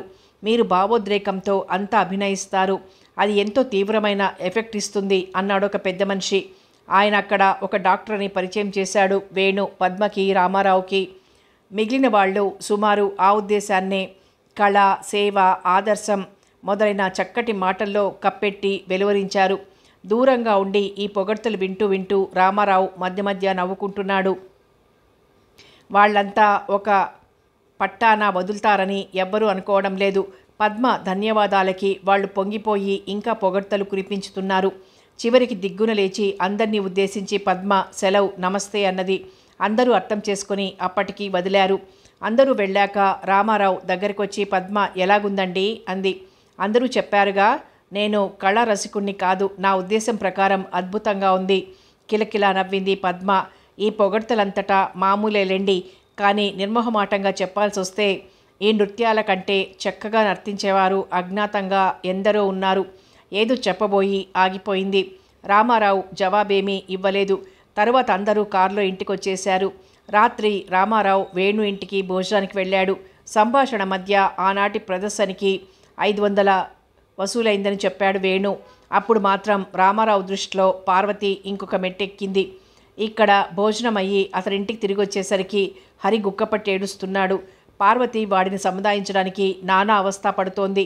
ఒకసారి నాకు వాడినివ్వండి, ఊరుకుంటాడేమో చూస్తానని రామారావు వాడిని తీసుకుని తన గదిలోకి వెళ్ళాడు. అప్పటికి వాడు శాంతించాడు. గంట నుంచి ఒకే ఏడుపు. చంపేశాడండి, బాగా అలవాటైపోయింది మీ దగ్గర అంది పార్వతి గుమ్మం దగ్గర నిలబడి. ఎక్కడికి వెళ్ళావు నాయన ఈవేళ? హరిని వదిలి వెళ్ళిపోకు, ఇంకెప్పుడు తెగ ఏడ్చాడు అన్నది వృద్ధురాలు. ఊరుకున్నాడు కదా అని రామారావు వాడిని పార్వతి చేతికిచ్చాడు. మరుక్షణం వాడు గుక్కపట్టాడు. వెంటనే మళ్ళా వాడిని రామారావు తీసుకొని నిద్రపోయాక తీసుకెళ్తురుగాని లేండి అన్నాడు గత్యంతరం లేక. పార్వతి అలాగే అని కిందికి వెళ్ళిపోయింది. కిటికీ తెరలు దించి హరిని మంచం మీద పడుకోబెట్టి కొంచెంసేపు జోకొట్టాక వాడు పడుకున్నాడు. తరువాత వృద్ధురాలు నెమ్మదిగా వాడిని తీసుకుని వెళ్ళిపోయింది. తన కొత్త బంధువుని గురించి ఆలోచనలో పడ్డాడు రామారావు. తనకి వాడికి ఏమిటి అంత సంబంధం? సాయంత్రం నృత్యంలో ఉన్నంతసేపు వాడిని తానొక్కసారి తలుచుకోలేదు.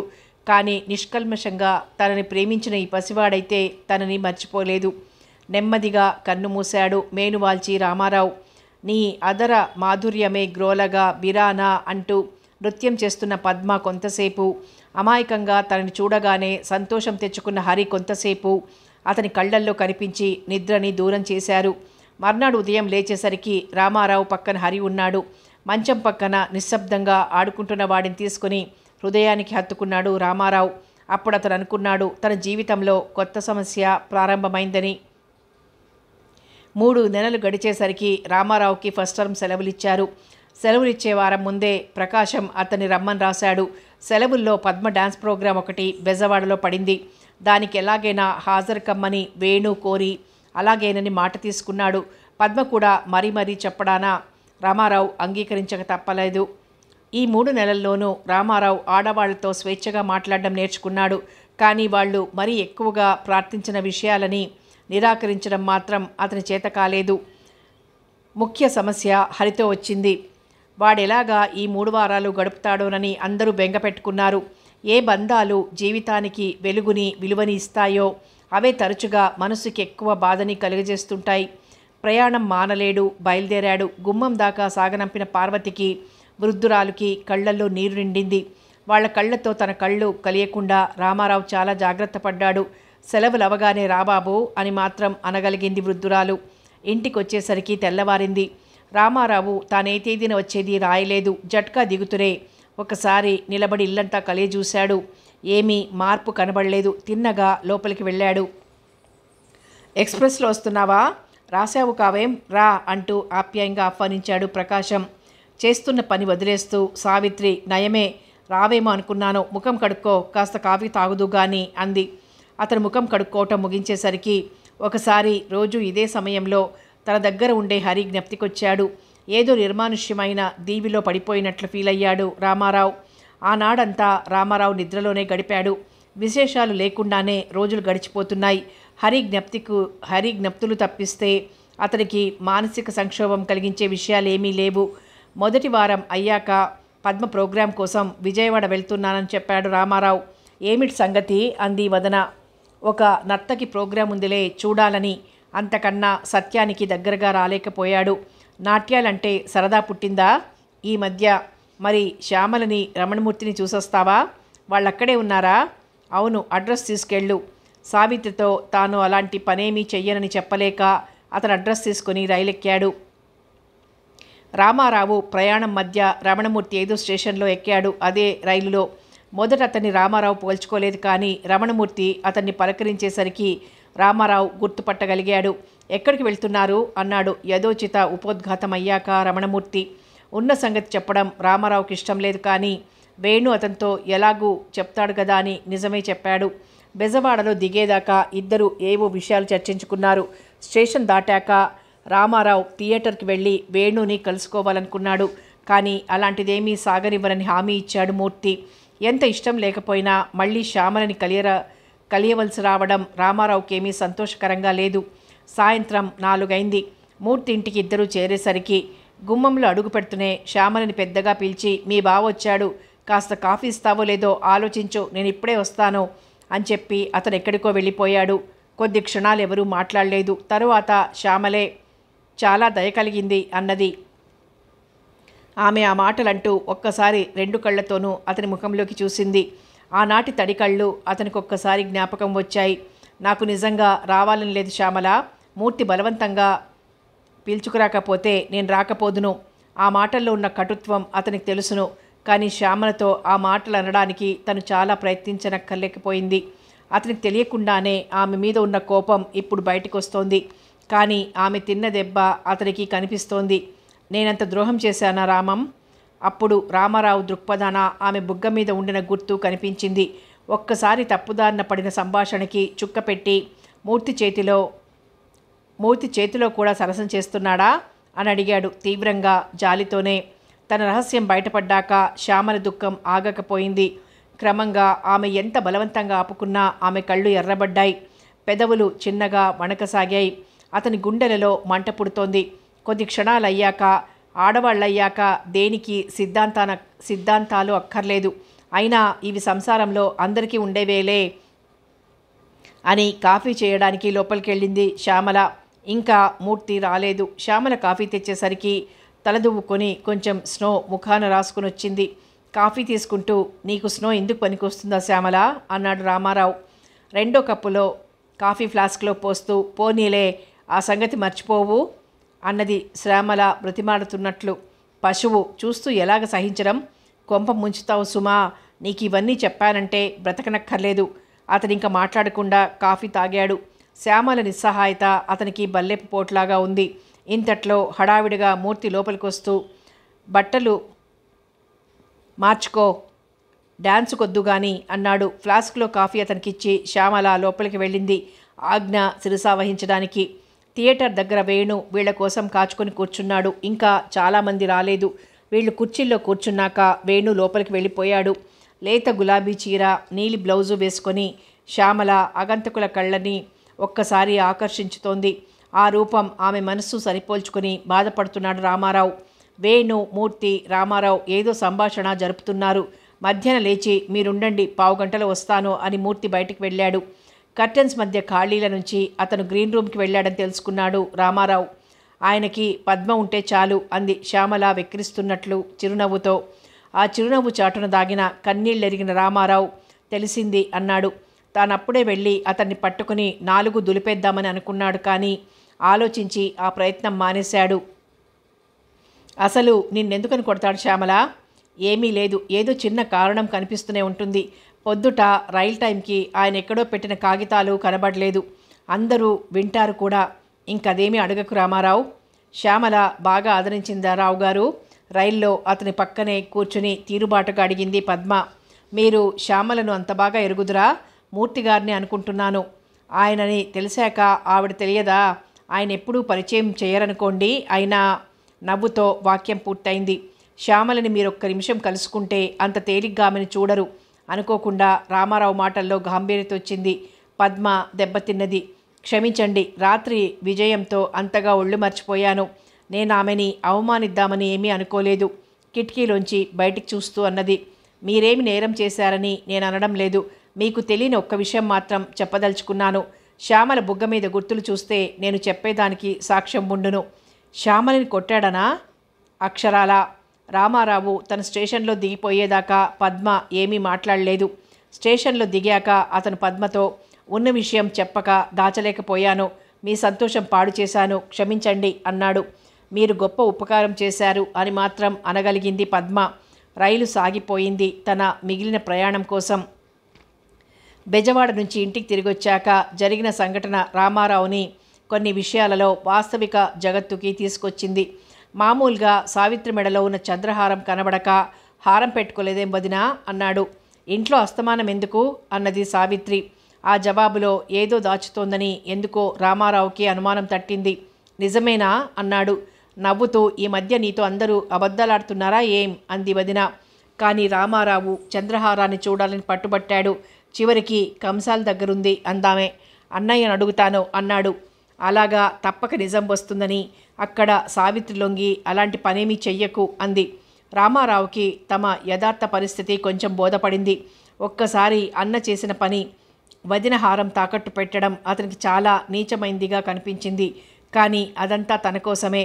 నెలకి 150 పంపడానికి 250 300 వచ్చే ప్రాక్టీస్ చాలదనే విషయం ఆ లా విద్యార్థికి కొత్తగా తెలియవచ్చింది. ఆనాడంతా అతనికి ముళ్ళ మీద ఉన్నట్లుంది. శ్యామల పరిస్థితి అతను ఉన్నదున్నట్లు చెప్పాడు. సావిత్రి కంటనీరు పెట్టుకుంది. దాన్ని రాక్షసుడి చేతిలో పెడతారని అనుకుంటూనే ఉన్నాను. ఎంత చిలిపిదో అంతకీ అనుభవిస్తోంది అందామే. మిగిలిన 2 రోజులు అయ్యాక మళ్ళా ప్రయాణం కట్టాడు రామారావు.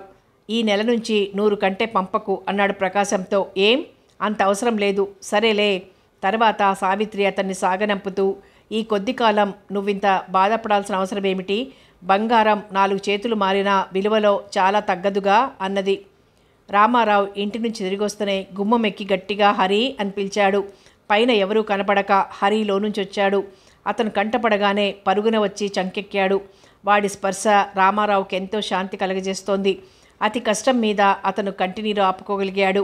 హరి అంత ఆప్యాయంగా అతన్ని హత్తుకున్నాడు. ఇంతలో వృద్ధురాలు బయటకొచ్చి కళ్ళొత్తుకుంటూ ఎంత అల్లరి చేశాడని ఆ గదివైపు చూపుతూ ఒకే ఏడుపు. ఎందుకొచ్చిందో బాబు ఈ బంధం? ఎవరెవరికో ఆ పరాత్పరుడి ఏర్పాటు అంది. పార్వతి ఏమీ అనలేదు. కానీ ఆమె ముఖంలో అతని పునరాగమనం కలిగించిన సంతోషం స్పష్టంగా కనిపిస్తోంది. తాళం తీసి మీదికి వెళ్ళి తలుపు తీసింది. అప్పుడు మాత్రం మళ్ళా అలవాటు ప్రకారం హరిని మంచం మీద కూర్చోబెట్టి తాను తెచ్చిన చాక్లెట్లు బిస్కెట్లు వాడికిచ్చి బట్టలు మార్చుకొని నిట్టూర్పు విడిచాడు రామారావు. ఆ సాయంత్రం హోటల్కి పోవడానికి తప్పిస్తే రామారావు ఆ రోజంతా బయటికి పోలేదు. హరి అతన్ని వదల్లేదు. మర్నాడు ఉదయం అలవాటు ప్రకారం ముఖం కడుక్కొని లుంగీ చొక్కా వేసుకొని కాఫీ కని రామారావు బయలుదేరుతుంటే పార్వతి కాఫీ తెచ్చింది అతని గదిలోకి. మీరెందుకు తెచ్చారు? నేను హోటల్కి వెళ్తానుగా అన్నాడు రామారావు.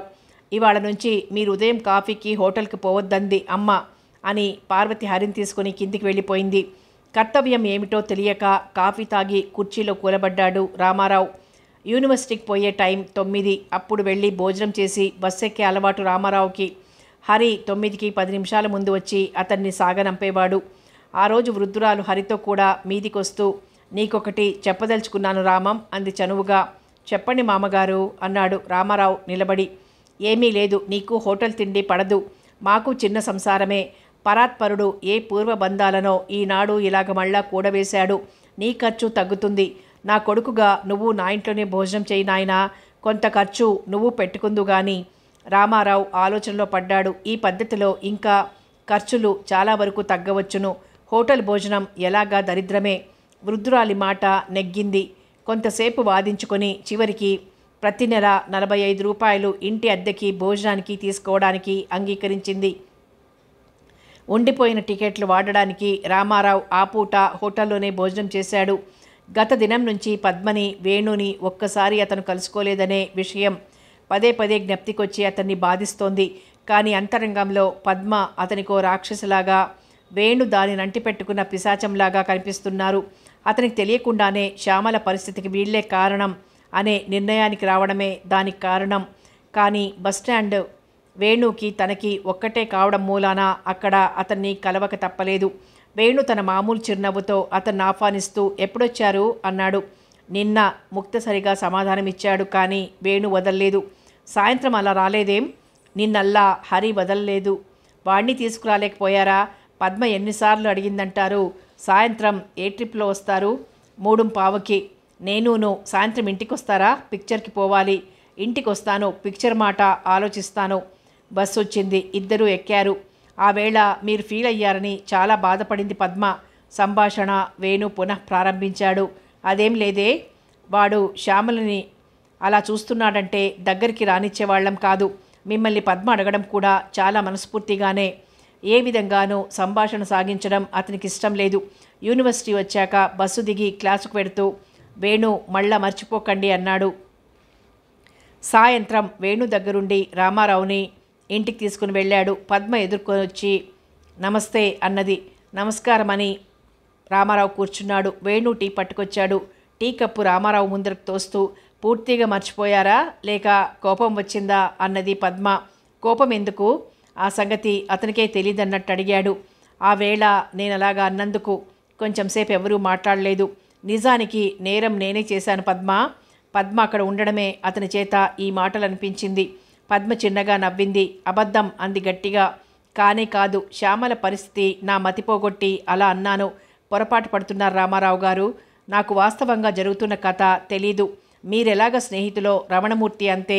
అతను అలాగ చేస్తాడని అనుకోలేదు. మీరింతగా కోపగించుకుంటారని అనుకోలేదు. నేనేం కోపగించుకోలేదు. అక్కడ వేణు ఈ విషయం మానేసి మరేదైనా విషయం మాట్లాడుకుందామా? పిక్చర్కి వెళ్ళడం ఉదాహరణకి అన్నాడు. తన కొత్త ఏర్పాటు చెప్పి రామారావు తప్పించుకుందామని చూశాడు. కానీ రెండో ఆటకి వెళ్దామన్న వాళ్ళ నిశ్చయాన్ని అతను ఎదిరించలేకపోయాడు.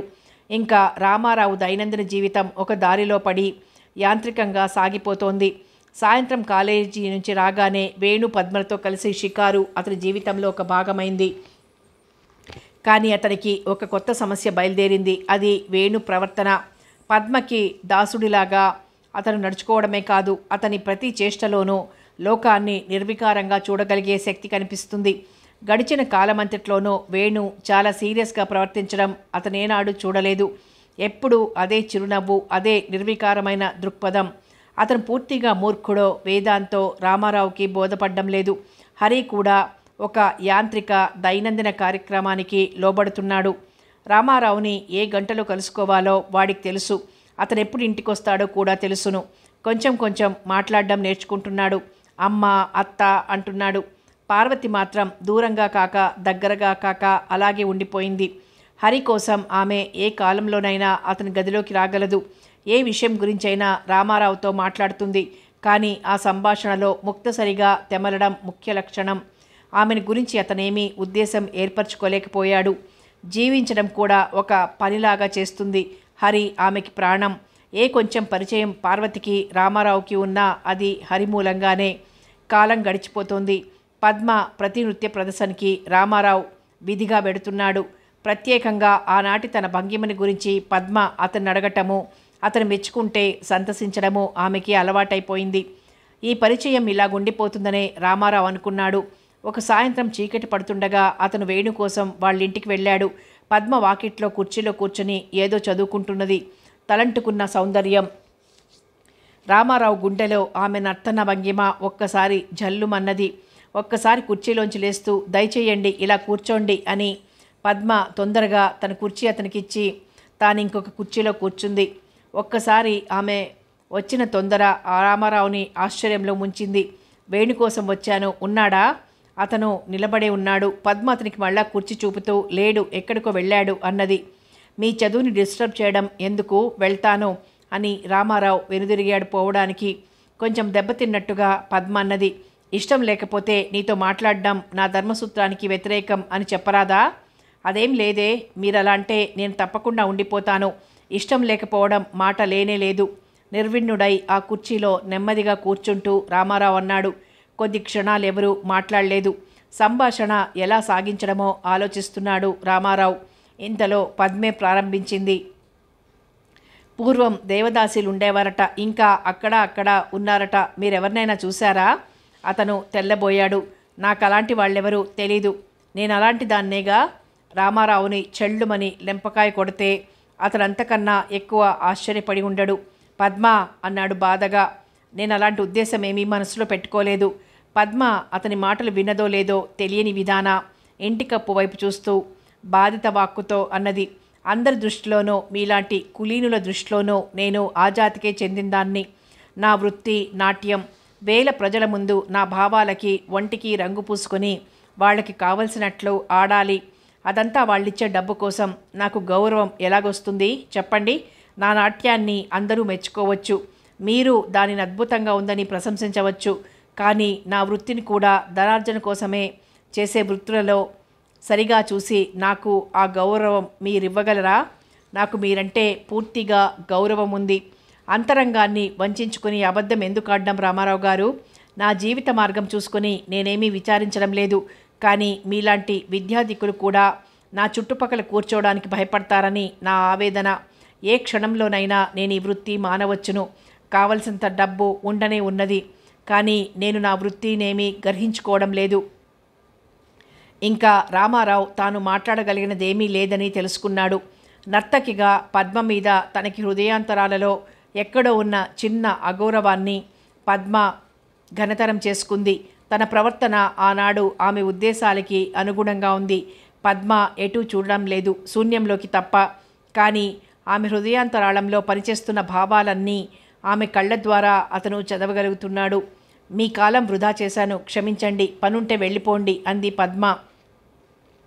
క్షమాపణ కోరవలసింది నేను పద్మ. మీ మనసుని ఇంతగా కష్టపెట్టానని నేను ఏనాడు అనుకోలేదు. నేను పొరపాటు చేయడం వలన ఇంత బాధ పెట్టాల్సి వచ్చింది మిమ్మల్ని. అక్కడికి నా బాధలన్నీ మీకు ఇష్టం లేనట్లు. అక్షరాల పద్మ, అందుకే మిమ్మల్ని క్షమాపణ అడుగుతున్నాను. ఆమె సమాధానం ఇచ్చేలోగా వేణు వచ్చాడు. అరే, మీరు ఇక్కడికే వచ్చారా? ఇవాళ ఒక క్లాస్మేట్ ఇంటికి వెళ్లాల్సి వచ్చింది. అక్కడ ఆలస్యం అయిపోయింది. పద్మ తిడుతుందని తెలుసును, కానీ మీరు రక్షించారు. పద్మ నిండుగా నవ్వింది. తీవ్రంగా వర్షం పడ్డాక తీవ్రతరంగా వచ్చే అరుణ కిరణంలాగా అనిపించింది రామారావు కా నవ్వు. ఒక్క నిమిషం ముందు కన్నీళ్లకి తావివ్వబోయిన ఆమె ఎంత విలాసంగా నవ్వుతోంది. అతను ఏదో నిస్సహాయత ఫీల్ అవుతున్నాడు, సిగ్గుపడుతున్నాడు.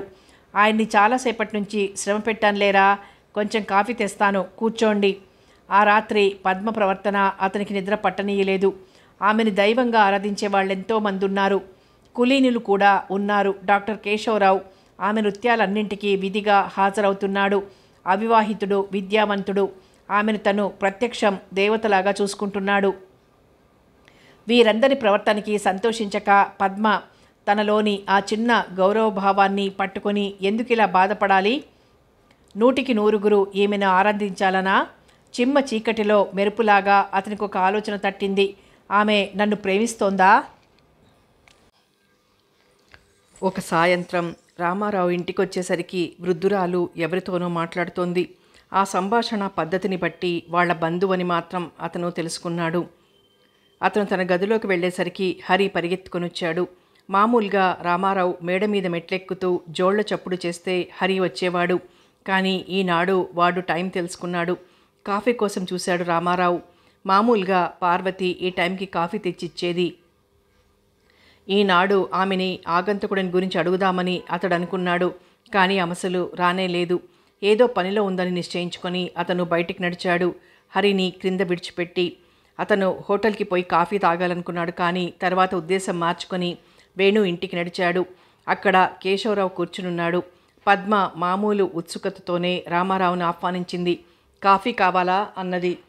అతను ఆ ప్రశ్న వినడం ఆమె దగ్గర అదే ప్రథమం. కావాలి. వేణు రెండోసారి రామారావుని డాక్టర్ని పరిచయం చేశాక, మా సిస్టర్ మ్యారేజీ ఉంది, పద్మ ప్రోగ్రాం ఏర్పాటు చేద్దామనొచ్చాను అన్నాడాయన. అలాగా అన్నాడు రామారావు. పెళ్లికి రామారావును కూడా ఆహ్వానించాడు డాక్టర్. రామారావు తప్పకుండా అన్నాడు. ఇంతల్లో పద్మ కాఫీ తెచ్చిచ్చింది. రామారావు తీసుకుని మిగిలిన వాళ్లకో అన్నాడు. మేము 3 గంటల నుంచి మాట్లాడుతున్నాం అంది పద్మ. డాక్టర్ గ్రహించలేదు. తన స్నేహితుడి ఫిల్మ్ కంపెనీలో తాను పెట్టుబడి పెట్టడం గురించి అతను వేణుకి చెప్తున్నాడు. మరొక అరగంటకి గాని కేశవరావు సెలవు తీసుకోలేదు. అతను గుమ్మం దాటగానే పద్మ 2.5 గంటల బోర్, 500 ఇన్కమ్ అన్నది. అంతా నవ్వుకున్నారు. కానీ మీ నాట్యం అంటే మాత్రం చాలా ఇంట్రెస్ట్ అతనికి అన్నాడు రామారావు. అలాగా అన్నది పద్మ చిలిపిగా. రాత్రి ఇంటికి వెళ్ళేసరికి బంధువు వెళ్ళిపోయాడు. కథ అంతా వృద్ధురాలు చెప్పింది. వచ్చినతను హరి తండ్రికి మేనమామ. హరి తండ్రి మురారి. పార్వతి అక్క పోయాక కొంతకాలం గురి లేకుండా తిరిగాడు. కానీ ఇప్పుడు అనేక సంబంధాల కోసం ప్రయత్నించి విఫలుడయ్యాక పార్వతిని అడగడానికి అతన్ని పంపించాడు.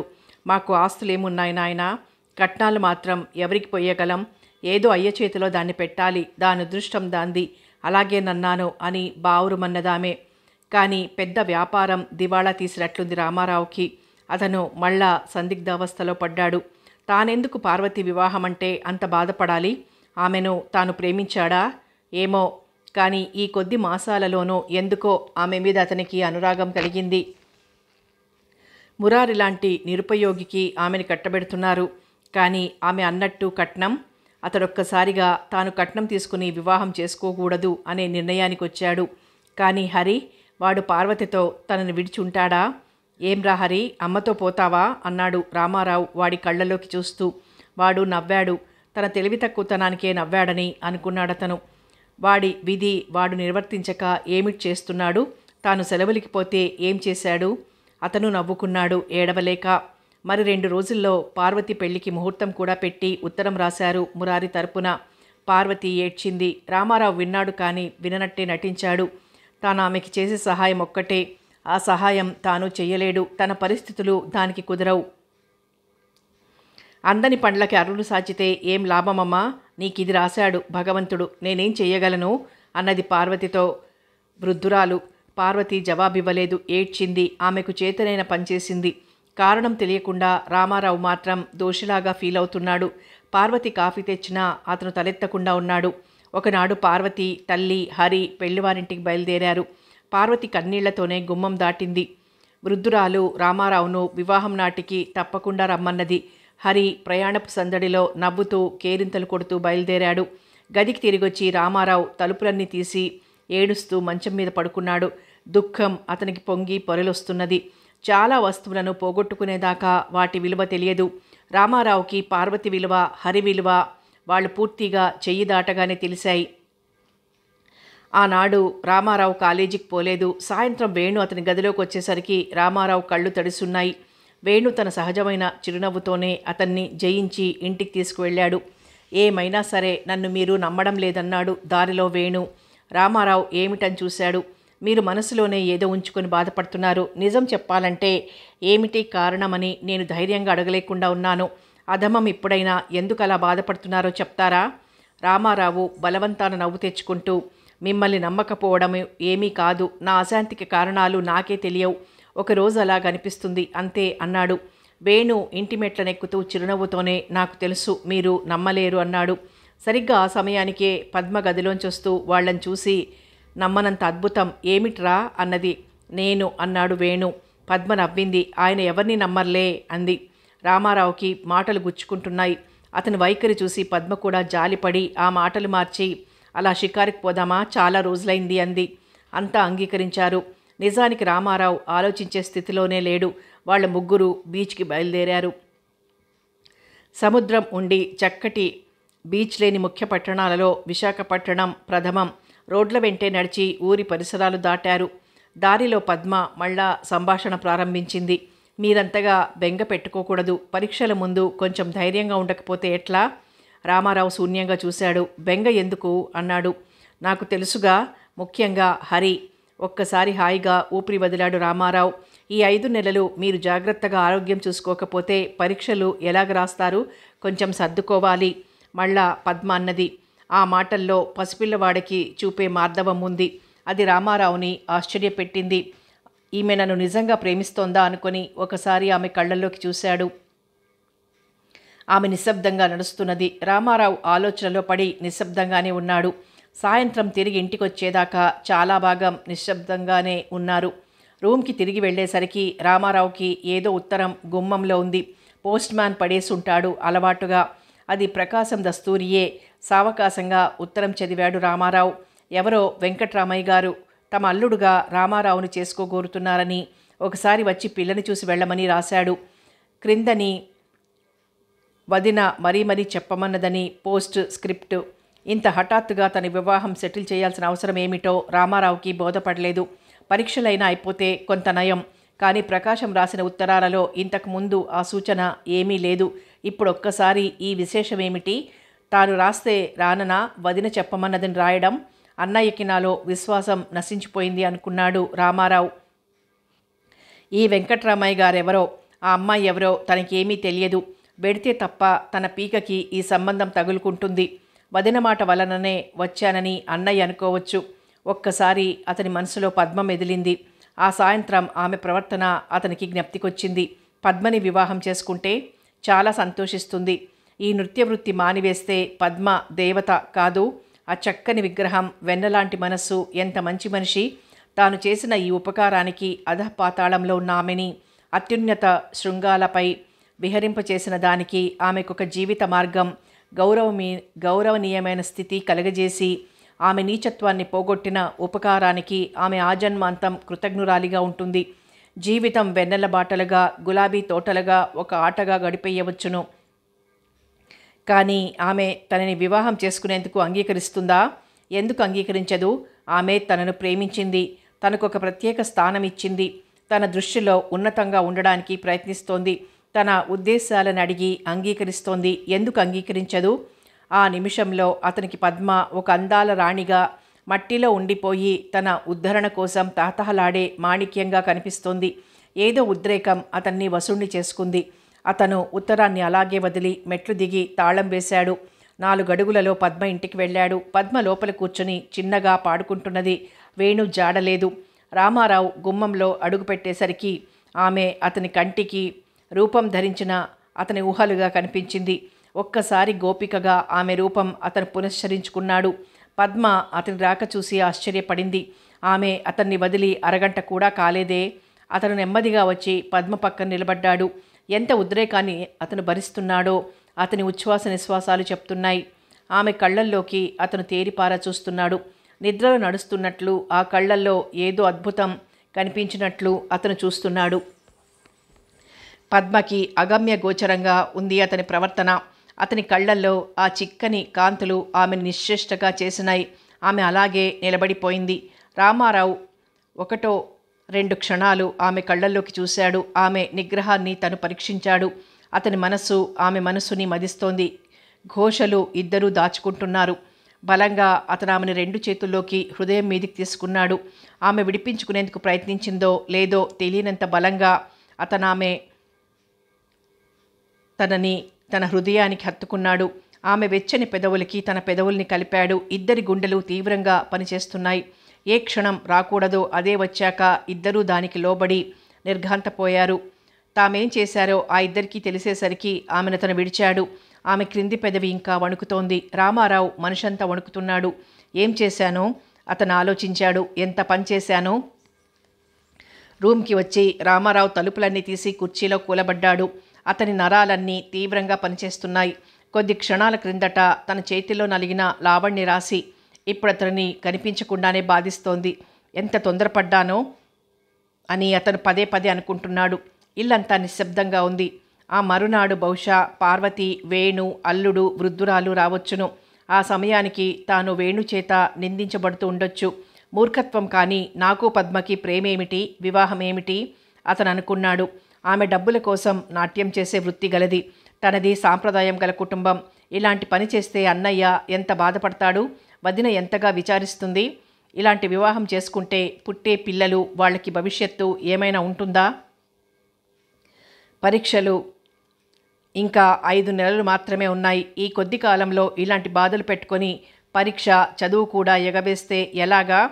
అలాంటి ప్రమాదం, పరీక్ష పోవడం లాంటిదేమైనా జరిగితే ఎంత నష్టం?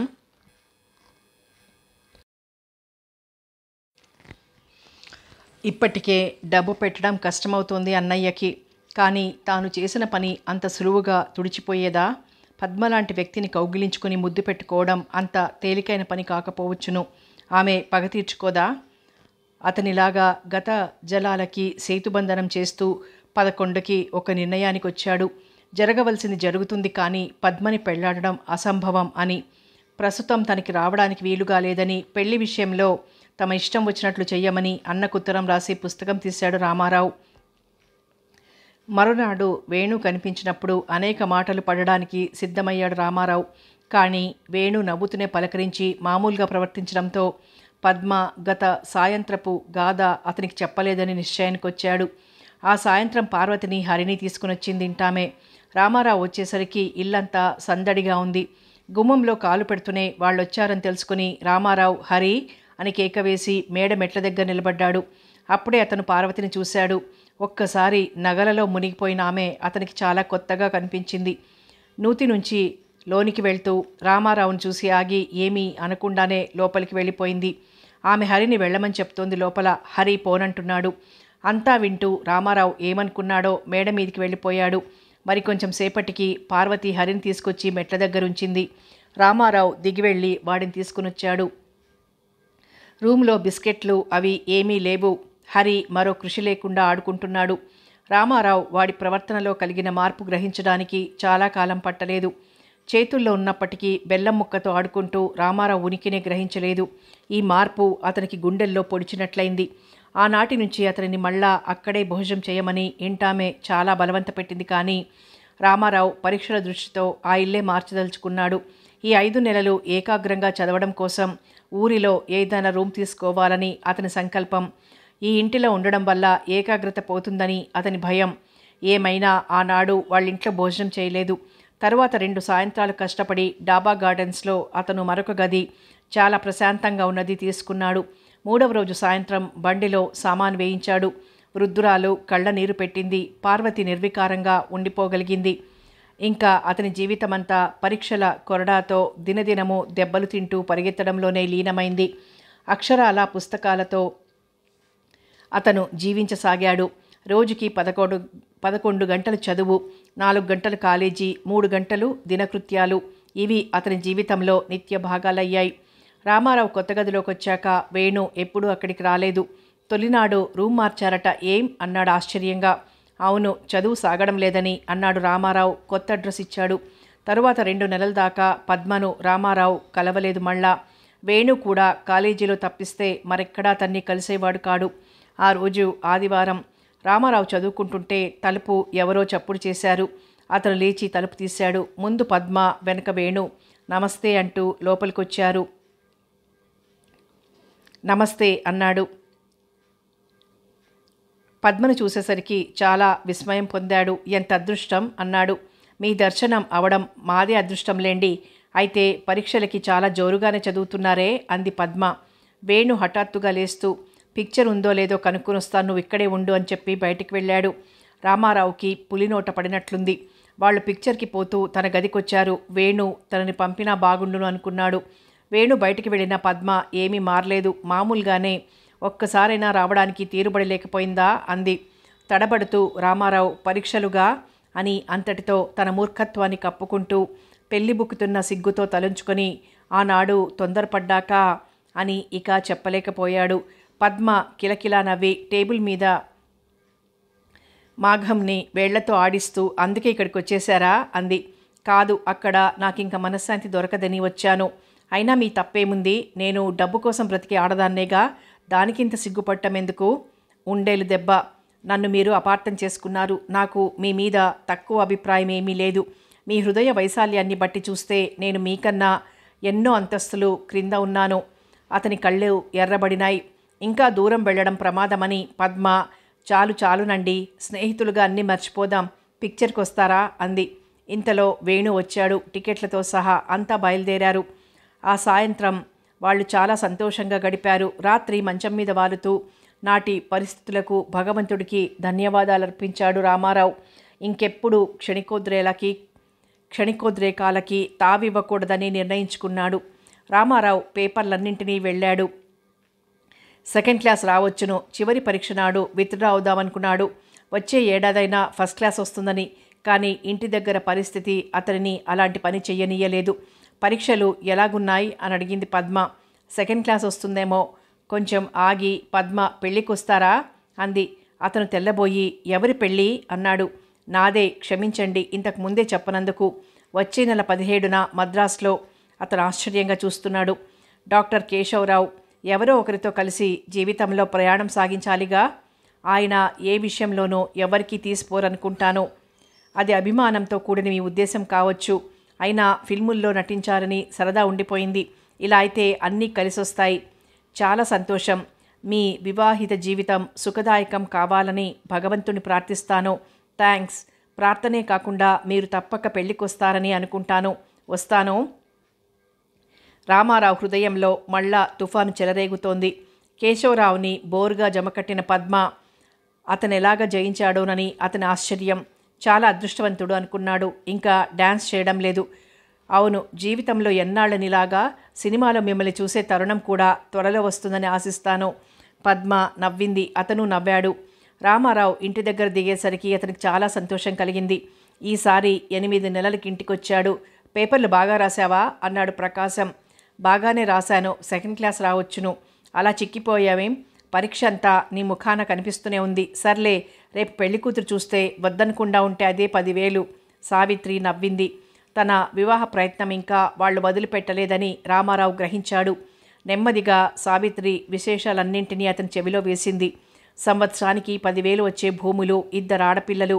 ఈ అమ్మాయి రెండోది స్కూల్ ఫైనల్ పాస్ అయింది. ఈ ఏడు ఎలాగైనా పెళ్లి చేయాలని ప్రయత్నం. నీకు రాశాముగా, అప్పుడే నిశ్చయం చేసుకోవాల్సింది. మరి కుదరలేదు. ఈ సంవత్సరం ఆగకూడదా అన్నయ్య?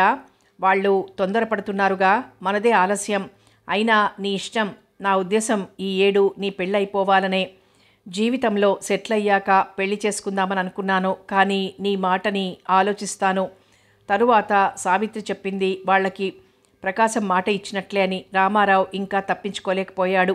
అన్నని కాదని తప్పించుకోవాలి, లేకపోతే పెళ్లికి ఒప్పుకుని తీరాలని అతను చాలా ఆలోచించాడు.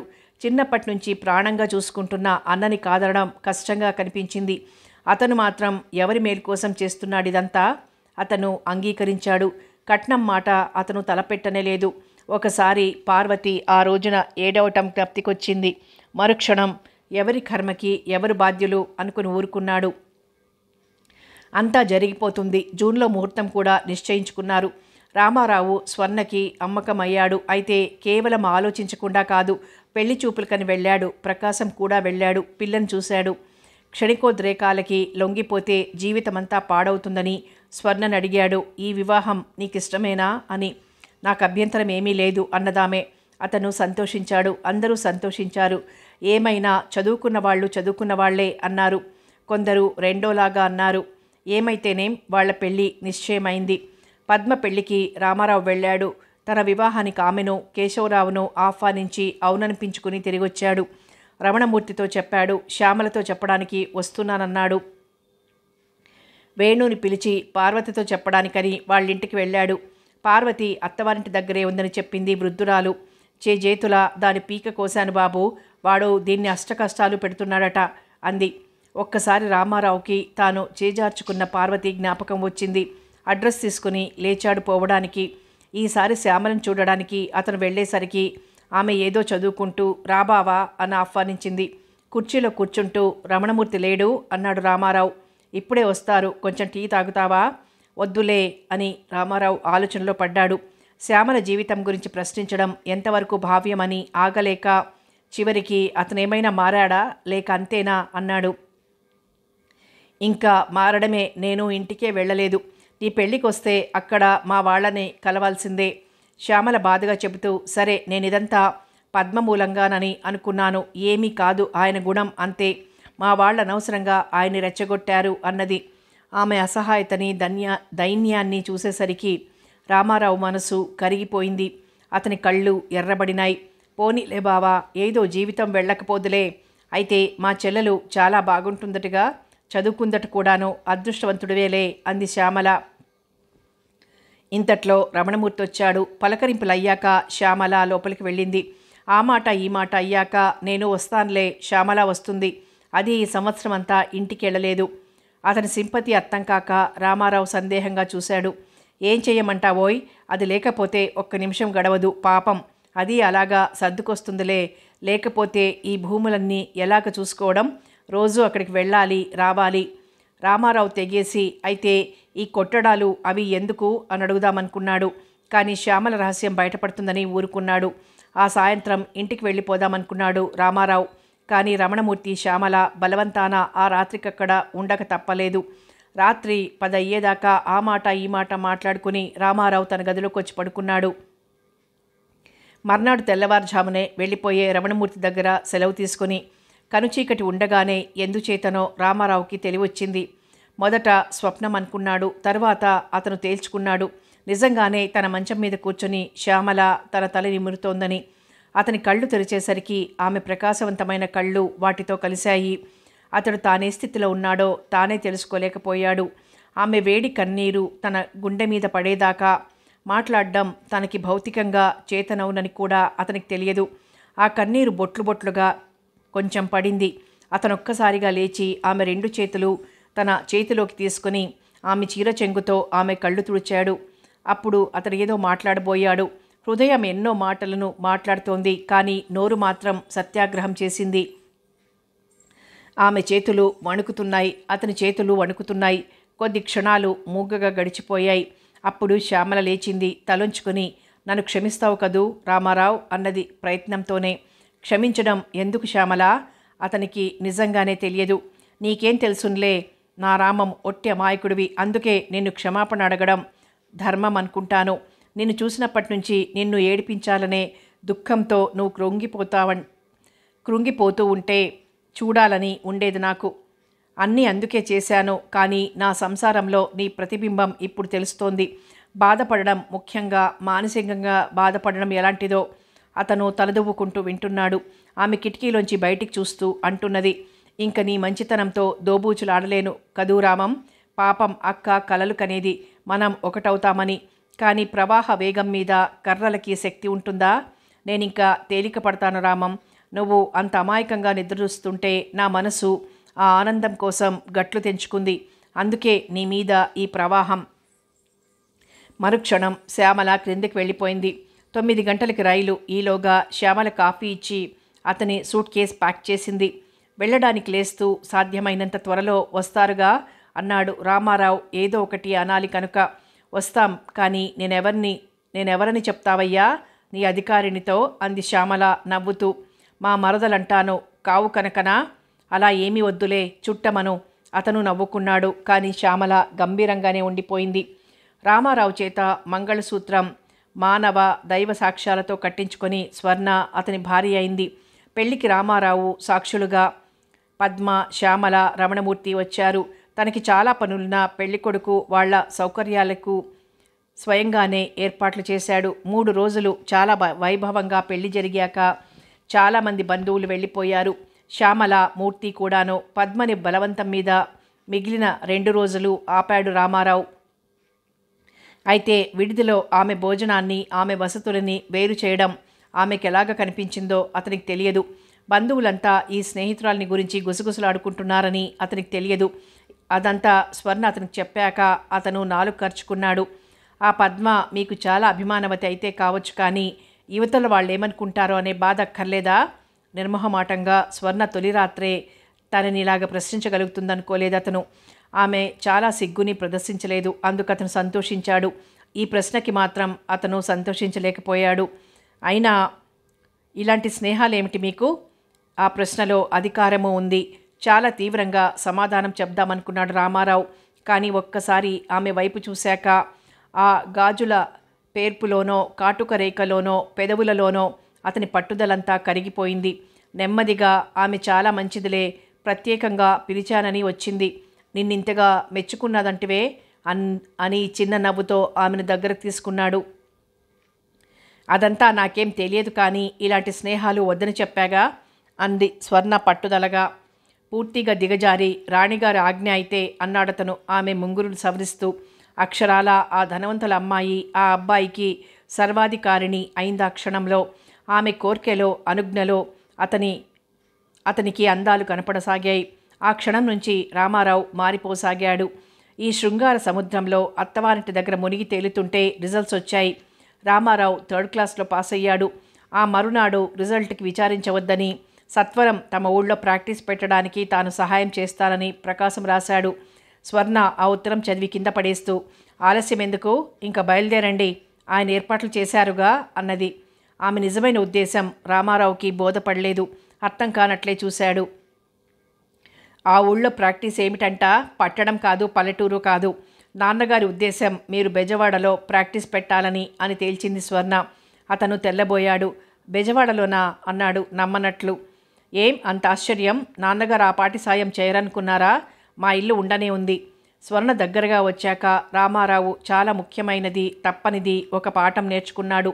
ఏ పరిస్థితుల్లోనూ ఆమె స్వీయోద్దేశం మార్చుకోదని. ప్రకాశానికి సహాయంగా ఆ ఊళ్ళోనే ఉండిపోయే ప్రయత్నం అతను మానుకున్నాడు. ఆ వేళే అతను అన్నకు ఉత్తరం రాశాడు. 2వ వారంలో అతను స్వర్ణని తీసుకుని ఇంటికొచ్చాడు. సావిత్రి స్వర్ణతో ప్రవర్తించే విధానం చూసి స్వర్ణ తన ఉద్దేశం మార్చుకుంటుందనుకున్నాడు రామారావు. అనుదినము ఆమెను అలంకరించడం, ఇంటి పనులతో పాటు సావిత్రి దినచర్య చేసుకుంది. చాలాసార్లు ఈ పద్ధతి రామారావుకి కష్టమనిపించింది. కానీ స్వర్ణకి ఎదురు చెప్పడం అతను స్వాప్నికంగా కూడా చెయ్యలేకపోయేవాడు.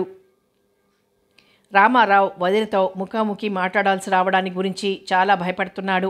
తాను చాలా హీనంగా ప్రవర్తించాననే బాధ వదిన ముఖం చూశాక అతనికి కలుగుతోంది. ఇంట్లో పరిస్థితులు కూడా ముఖాముఖి రామారావును, సావిత్రిని ఒక చోటికి తీసుకురావడం లేదు. వారం రోజులయ్యాక ఒక రాత్రి మాటల వరుసలో నవ్వుతూ స్వర్ణ, నేనంటే ప్రాణమిస్తారు మీ వదిన అన్నది. రామారావుకు ఆ మాటలు పట్టు కొమ్మగా కనిపించి వాటి వెనక రాబోయే మాటల కోసం ఎదురుచూశాడు ఆశగా. ఆ మాటలు తనని బాధిస్తున్న సమస్యని పరిష్కరించవచ్చునని, దానికి కారణం నాకు తెలుసును అంది మళ్ళా స్వర్ణ. నిద్రపోతున్నట్లే వింటున్నాడు రామారావు. అతనికి ఆ కారణం తెలియలేదు. ప్రశ్నిస్తూ చూశాడు. అక్కడికి మీకు తెలియనట్లు అని స్వర్ణ నిశ్శబ్దంగా ఉండిపోయింది. ఎన్ని ప్రశ్నలకి ఇంకా సమాధానం రాలేదు. విసుక్కుని ఊరుకున్నాడు రామారావు. అతని మనసులో చాలా ఆలోచనలు మాత్రం ప్రవేశించాయి. స్వర్ణ అంటే ఆ క్షణంలో అతనికి చాలా కోపం వచ్చింది. అది పెదవులనైతే దాటలేదు. 2 నెలలు అక్కడ తీరుబాటుగా గడిపాక రామారావు బెజవాడ ప్రయాణం కట్టాడు. ప్రకాశం నిర్వికారుడుగా ఊరుకున్నాడు. రేపు ఉదయం ప్రయాణమనగా సావిత్రి అతని గదిలోకి వచ్చి, రేపు వెళ్తావా రామం అంది.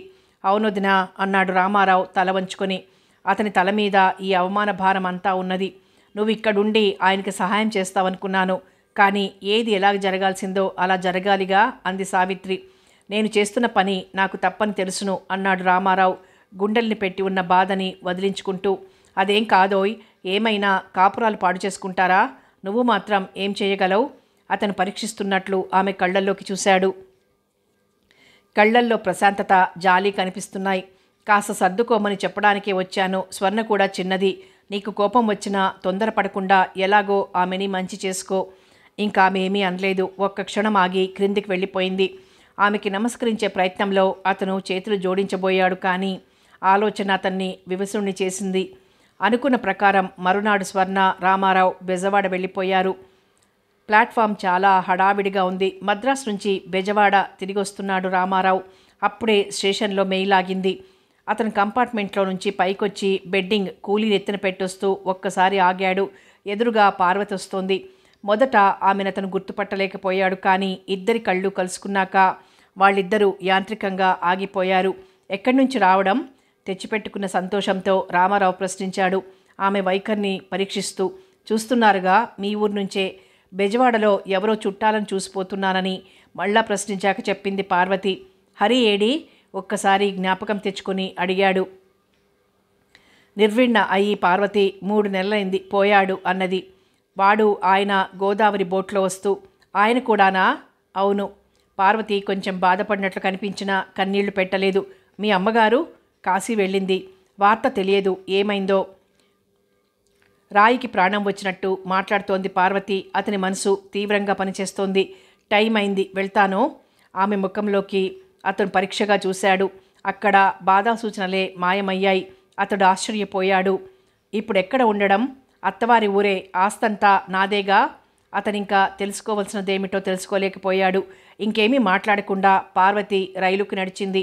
అతని పోర్టర్ కేక విని ముందుకు నడిచాడు. ఆ సాయంత్రం, ఆ రాత్రి అతని ఆలోచనల్ని పార్వతి వెంట తరమసాగింది. ఆమె జీవితం తన ఉదాసీనత వల్ల పాడైందని అతను మభ్యపడిపోయాడు. మళ్ళా తానేం చేశానని ప్రశ్నించుకొని సరియైన సమాధానం ఇచ్చుకుంటున్నాడు. కిటికీ దగ్గర నిలబడి దూరాన్ని చూస్తూ అతను ఎన్నిసార్లు తన జీవితాన్ని మార్చుకున్నాడో ఆలోచించుకుంటున్నాడు.